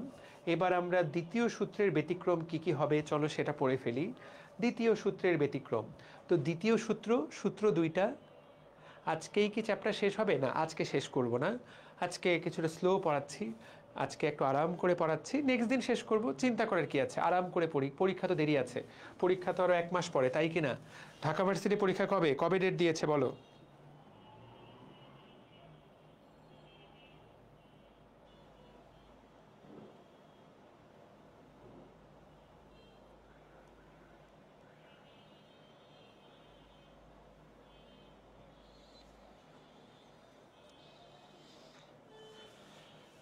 বিশ মানেই 20, হ্যাঁ 20 ডিসেম্বর, ভেরি গুড, ঠিক আছে। তাহলে আরও আমাদের হাতে 1.5 মাস সময়, 1 মাস 10 দিন সময় আছে, 1 মাস 8 দিন সময় আছে। এবার খুলনা ইউনিভার্সিটি আছে 18 ডিসেম্বর, মেডিকেলের জন্য কি এনাফ? সায়েম, সিয়াম, এনাফ বানানের যদি এই অবস্থা হয়, এই এনাফ বানান দিয়ে কি মেডিকেলের চেষ্টা করা উচিত? এনাফ বানানটা তুই এটা কি লিখলি বলতো, কি এনাফ বানান লিখলি এটা সিয়াম? ENAPH, এই এনাফ বানান দেখার আগে হে আল্লাহ সুমতি দাও, সুমতি দাও, সুমতি দাও। কি বানান লিখলি বাবা এটা? মাফ করে দে, মাফ করে দে, মাফ, তুই আমাকে মাফ করে দে বাবা প্লিজ। তুই এটা আগেও একবার লিখছিস, তুই এটা আগেও একবার লিখছিস, তখন আমি এটা কিছু বলি নাই, কিন্তু আবার লিখলি, আবার এনাফ লিখলি। Please, please, sorry, I am sorry.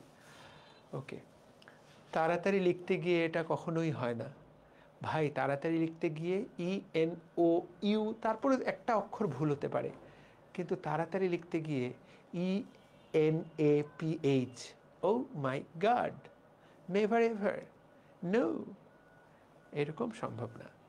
ঠিক আছে, এবার মেন্ডেলের দ্বিতীয় সূত্রের ব্যতিক্রম। ব্যতিক্রম কয়টা? 2টা। প্রথম ব্যতিক্রমের নাম কি? প্রথম ব্যতিক্রমের নাম পরিপূরক জিন। কি জিন? পরিপূরক জিন। পরিপূরক জিনের অপর একটা নাম আছে, ভালো করে তাকাও, সহপ্রকটতা। এইটাই পরীক্ষায় তোমাকে প্যাচে ফেলবে। প্রথম সূত্রের ব্যতিক্রমের নাম সমপ্রকটতা, এটা কিন্তু সহপ্রকটতা। মেন্ডেলের দ্বিতীয় সূত্রের অনুপাত কত ছিল? 9:3:3:1। টোটাল যোগফল কত?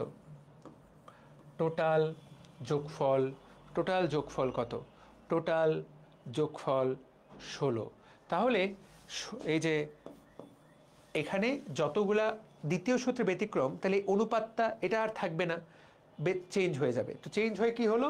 9:3:3:1 হয়ে গেল 9:7। তো দেখো তাহলে প্রশ্ন হবে পরিপূরক জিনের অনুপাত কত? পরিপূরক জিনের অনুপাত হলো, পরিপূরক জিনের অনুপাত হলো 9:7। তাহলে দেখো এটাই MCQতে দিবে, পরিপূরক জিনের অনুপাত কত? 9:7। ঠিক আছে, সিয়ামকে আরও কোনো মজা করছে দেখি, আমি জানি না, আমি কমেন্ট আর ফলো করতেছি না। দেখি শর্টকাটটা দেখি, সিয়ামের মজাটা একটু ভালোই লাগছে। মেডিকেলের জন্য এটাই ইন আপ এইজ কিনা। তো আমি সিয়ামের কমেন্টগুলো পড়ে একটু মনটা ভালো করার চেষ্টা করি, মজাই লাগছে। কিরে, ও সরি সরি সরি, ওকে ওকে ওকে, তোমরা কি আমাকে দেখতে পাচ্ছ? হ্যাঁ। সিয়াম কি কমেন্ট করেছে একটু মজা করে দাঁড়াও। ও কি লেখছে, কই লেখে আর ওইটা মেবি ওনার শর্টকাট, দ্যাট ও তো আর কোনো মজাই করেনি। আচ্ছা, তো তাহলে পরিপূরক জিনের অনুপাত পরীক্ষা এটাই আসবে 9:7, দ্যাট ইজ অল। এবং তোমাকে জানতে হবে যে এটা ইংলিশটা পড়তে হবে কমপ্লিমেন্টারি জিন, এই লাইনটা তোমাকে এখান থেকে পড়তে হবে। Thank you. কোন ফুলে পরিপূরক জিন পাওয়া যায়? সাদা। এই যে দেখো, মিষ্টি মটর। পরিপূরক জিন পাওয়া যায় কোথায়? পরিপূরক জিন পাওয়া যায় ল্যাথাইরাস, অডোটোরাস বা মিষ্টি মোটর জিনে এটা পাওয়া যায়। তাহলে থ্যাংক ইউ। ওকে, তাহলে সুইট মোটর, মিষ্টি মোটরে পাওয়া যায়, আর কিছু না। ভার্সিটির জন্য এর চেয়ে বেশি কিচ্ছু লাগবে না। 9:7 কি বলবে? ব্যাপারটা কীরকম?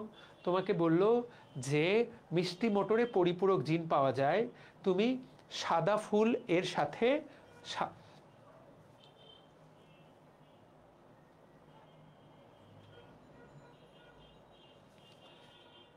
মিষ্টি মোটরের মজাটার দিকে একটু তাকাও, মিষ্টি মোটরের মজাটার দিকে একটু তাকাও। তুমি এখানে বিয়ে দিবা কার কার মধ্যে? দেখো, এটার বিয়ে দিবা সাদার সাথে সাদার বিয়ে দিলা। বাঙালির বিয়ে হলো, বাচ্চা হলো আফ্রিকান, যে কেউ তো খেপে যাবেই। এই যে দেখো, বাচ্চা হয়ে গেল বেগুনি। এরপর তুমি বাচ্চাগুলোর মধ্যে বিয়ে দিলা, বিয়ে দেওয়ার পর দেখা গেল যে 9টা হবে বেগুনি, 7টা হবে সাদা। জিনিসটার দিকে কি দেখতে পাচ্ছ? এটা হলো পরিপূরক জিন। কিন্তু এত জটিল, এত গভীর থেকে প্রশ্ন করে না। পরিপূরক জিনের অ্যাপ্লিকেশন থেকে প্রশ্ন করে না।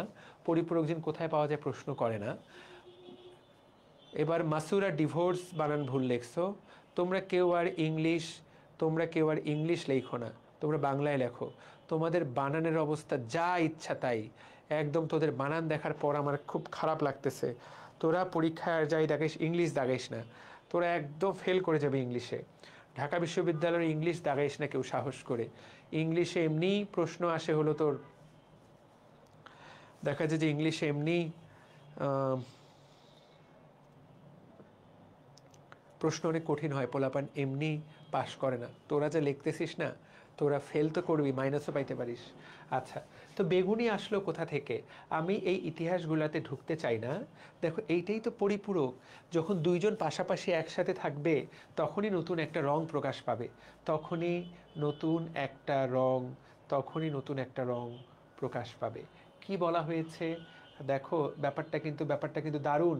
একে অপরের পরিপূরক, অর্থাৎ যখনই তারা এক হবে তখনই একটা রং প্রকাশ পাবে, কিন্তু যখনই তারা আলাদা হয়ে যাবে তখনই সেই রংটা আর প্রকাশ পাবে না। কেমন ভাইয়া, কেমন? তুমি একটু তাকায় দেখো তো, যেই জায়গাতে বেগুনি ফুল, সেখানে বড় হাতের এ আর বড় হাতের বি আছে। মিনিমাম একটা বড় হাতের এ, বড় হাতের বি। যদি বড় হাতের এ, বড় হাতের বি একসাথে থাকে, তাহলেই বেগুনি। A B, A B, A B, A B, A B, A B, A B. একটা বড় হাতের এ, একটা বড় হাতের বি একসাথে থাকলে সেটাকে আমরা বলবো পরিপূরক জিন। কিন্তু যেখানেই একটা বড় হাতের বি আর বড় হাতের এ একসাথে নাই, সেখানে সাদা ফুল হবে। কারণ এ আর বি এরা হলো কাপল, এরা যখনই একসাথে থাকে এরা জালভা দেখায়। জালভাটা হলো বেগুনি রং। দেখো, এই জায়গাতে নাই। এই যে বড় হাতের এ কিন্তু বড় হাতের বি নাই, ফলে সাদা। বড় হাতের এ, বড় হাতের বি নাই, ফলে সাদা। বড় হাতের বি কই? বড় হাতের বি কিন্তু বড় হাতের এ নাই, ফলে সাদা। বুঝতে পারলাম? এরা একে অপরের পরিপূরক।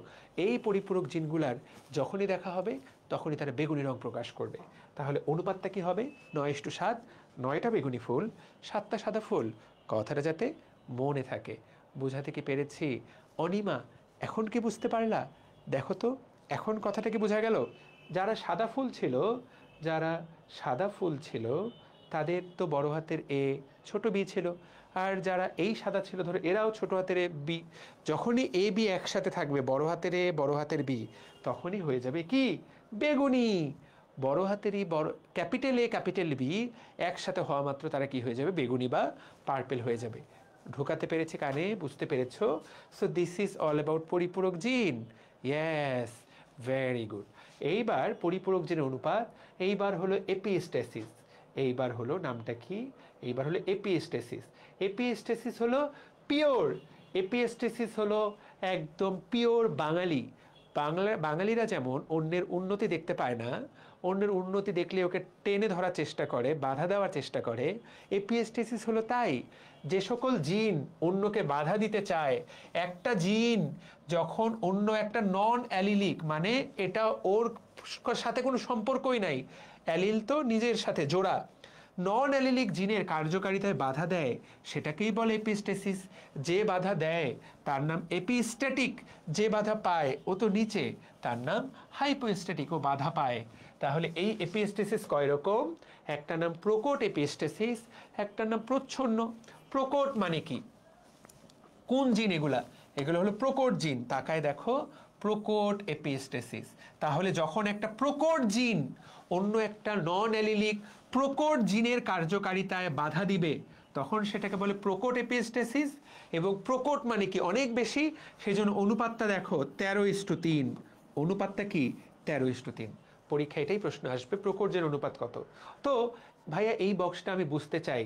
তুমি দেখো, তুমি এখানে মজার একটা জিনিস দেখো, সাদা মোরগের সাথে সাদা মুরগির বিয়ে দিলা, বাচ্চাগুলা সাদা, কিন্তু এইখানে তাকায় দেখো, সাদা বাচ্চার সাথে সাদা বাচ্চার বিয়ে দিলা, দেখো কিছু বাচ্চা, 3টা বাচ্চা রঙিন চলে আসলো, 3টা বাচ্চা রঙিন চলে আসলো। তুমি বললা কেমনে? আবার ডিভোর্স। এপিএসটির সম্পর্কে না পড়া থাকলে আবার ডিভোর্স। ভাইয়া দেখো, যে জায়গায় রঙিন আছে তুমি তাকায় দেখো, এই জায়গাতে বড় আইটা নাই, বড় আইটা নাই। আর যেই জায়গাতে সাদা আছে প্রত্যেক জায়গায় একটা করে অ্যাটলিস্ট বড় আই আছে। বড় আই, বড় আই, বড় আই, বড় আই, বড় আই, মিনিমাম একটা আই থাকবেই, মিনিমাম একটা বড় আই থাকবেই, মিনিমাম একটা বড় আই থাকবে। যেই জায়গাতেই বড় আই থাকবে, সে এই যে সি দিয়ে বোঝায় কালার জিন, এই যে বড় হাতের সি, বড় হাতের সি মানে কি? রঙিন। এর কাজ হলো মুরগিটাকে রঙিন করা। কিন্তু যেখানেই সি এর সাথে আই আছে, আই ওকে গিয়ে বন্ধ করে দেয়, একদম চুপ, কোনো কথা হবে না। তো যেখানেই বড় হাতের সি এর সাথে বড় হাতের আই আছে, সেখানে সিটা তার রং প্রকাশ করতে পারেনি। কিন্তু যেই জায়গাতেই আইটা নাই, সেই জায়গাতে সে রঙিন রংটাকে প্রকাশ করে দিল। বুঝাতে পারলাম? এটা তাহলে এখানে আই হলো বাধা দানকারী জিন, সি হলো বাধা প্রাপ্ত জিন। এটা তোমাকে জাস্ট বোঝানোর জন্য বুঝালাম, তোমার পরীক্ষায় এটা আসবে না। তাহলে এটার নাম কি? এপিস্টেসিস। আই থাকলে, বাধাদানকারী জিন থাকলে, যে বাধা পায় সে প্রকাশ হতে পারে না, সে যখন থাকে না তখন সে প্রকাশ পায়। কত অনুপাতে প্রকাশ পায়? 13:3 অনুপাতে। এইটা তোমার কাজে লাগবে।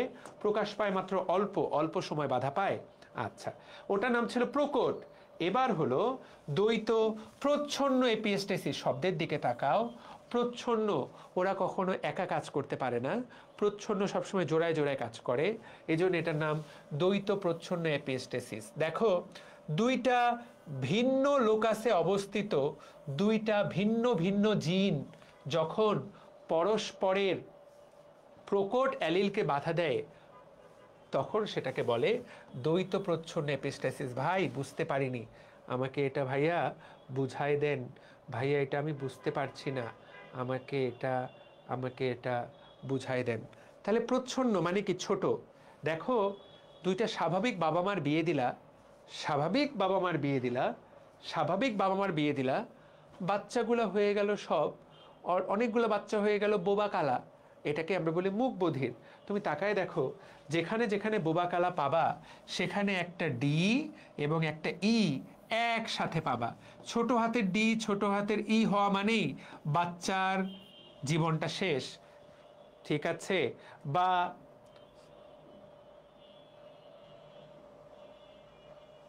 সরি সরি, ছোট হাতের ডি ছোট হাতের ই না, দুইটা ডি, দুইটা এই যে ডিডি বা ই একসাথে হওয়া মানেই বাচ্চার খেলাটা শেষ।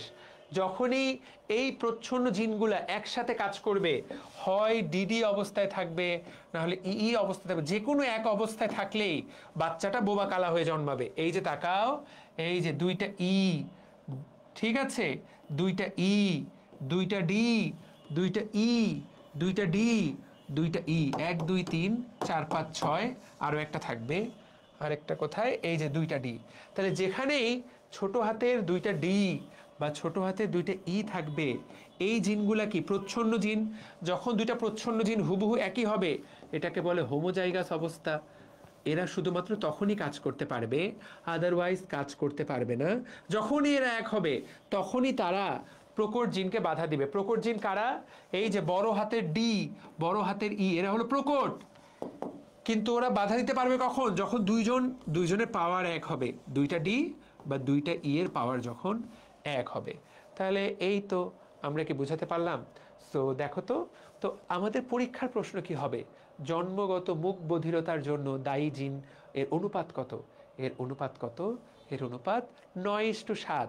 তুমি দেখো, প্রথমে দুইজন মুখ বধির বাবা মায়ের বিয়ে হলো। মজার ব্যাপারটা দেখো, মুখ বধির বাবা মায়ের বিয়ে হলো, এ হয়েছে দুইটা ডি এর জন্য, এ দুইটা ই এর জন্য বোবা কালা। ওদের বাচ্চাগুলো কিন্তু সবাই স্বাভাবিক, কারণ জোড়াটা ভেঙে গেছে। এবার স্বাভাবিকরা আবার বিয়ে করলো, যাদের শরীরে এই জিনগুলো আছে, বিয়ে করলে বাবা বোবা কালা হয়ে গেল। চিন্তা করতে পারো? সেজন্য যার সাথে বিয়ে হচ্ছে তার জেনেটিক ডিজিজ আছে কিনা এটা জেনে নিয়েই বিয়ে করা উচিত, না হলে বাচ্চাদের জীবনটা দুর্বিষহ হয়ে যায়। Okay, so that was all about আজকের দিনের এটা লাস্ট পড়া, পলিজেনিক ইনহেরিটেন্স। আগামী 5 মিনিট এটা আমরা পড়বো, তারপরে আমরা শেষ করব। নেক্সট দিন আমরা বাকি চ্যাপ্টারের বাকিটুকু এবং পরেরটুকু শেষ করব। লাস্ট পলিজেনিক ইনহেরিটেন্স, এটাই সবচেয়ে মজার পড়া। দেখো তো ভাইয়া, পলি মানে কি? অনেকগুলো। আমরা আজকে বারবার করে বলেছি যে আমাদের যে কোনো বৈশিষ্ট্য নিয়ন্ত্রণে দুইটা জিন লাগে, দুইটা। এইটা নর্মাল কথা, কিন্তু যে সকল বৈশিষ্ট্য নিয়ন্ত্রণে দুইয়ের বেশি জিন লাগে সেগুলাকে বলা হয় পলিজিন। এরকম কি কি বৈশিষ্ট্য আছে যেখানে দুইয়ের বেশি জিন লাগে? এরকম বৈশিষ্ট্য কি কি? এই যে দেখো, মানুষের উচ্চতা, এখানে দুইটা বৈশিষ্ট্য না, অনেকগুলা বৈশিষ্ট্য লাগে। গায়ের রং, চোখের রং, ওজন, বুদ্ধিমত্তা, এগুলাতে শুধুমাত্র দুইটা জিন না, অনেকগুলা জিন এখানে কাজ করে, দুইয়ের বেশি। এটাকে আমরা বলবো পলিজিন। বুঝাতে পারলাম তো? এবং এখানে আরেকটা গুরুত্বপূর্ণ কথা, তোমরা একটু এইটা এটা না বুঝলে কিন্তু হবে না। দেখো তো, তোমরা আমাকে বলো,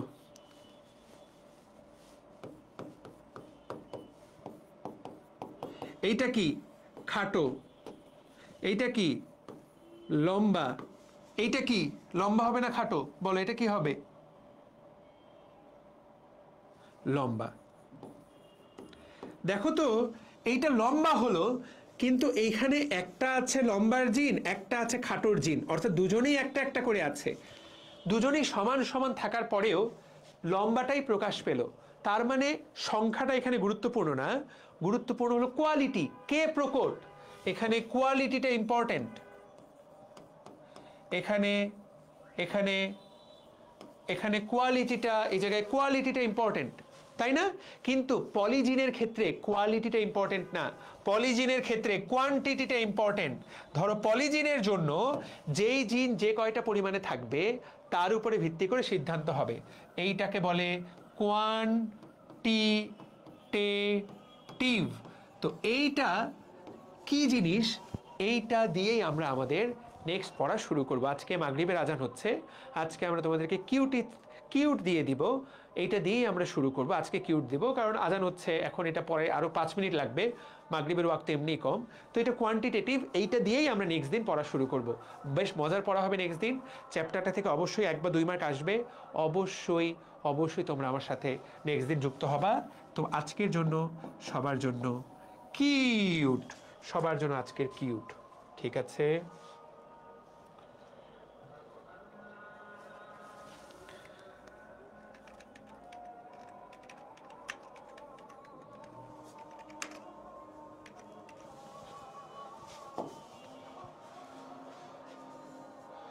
আল্লাহ হাফেজ।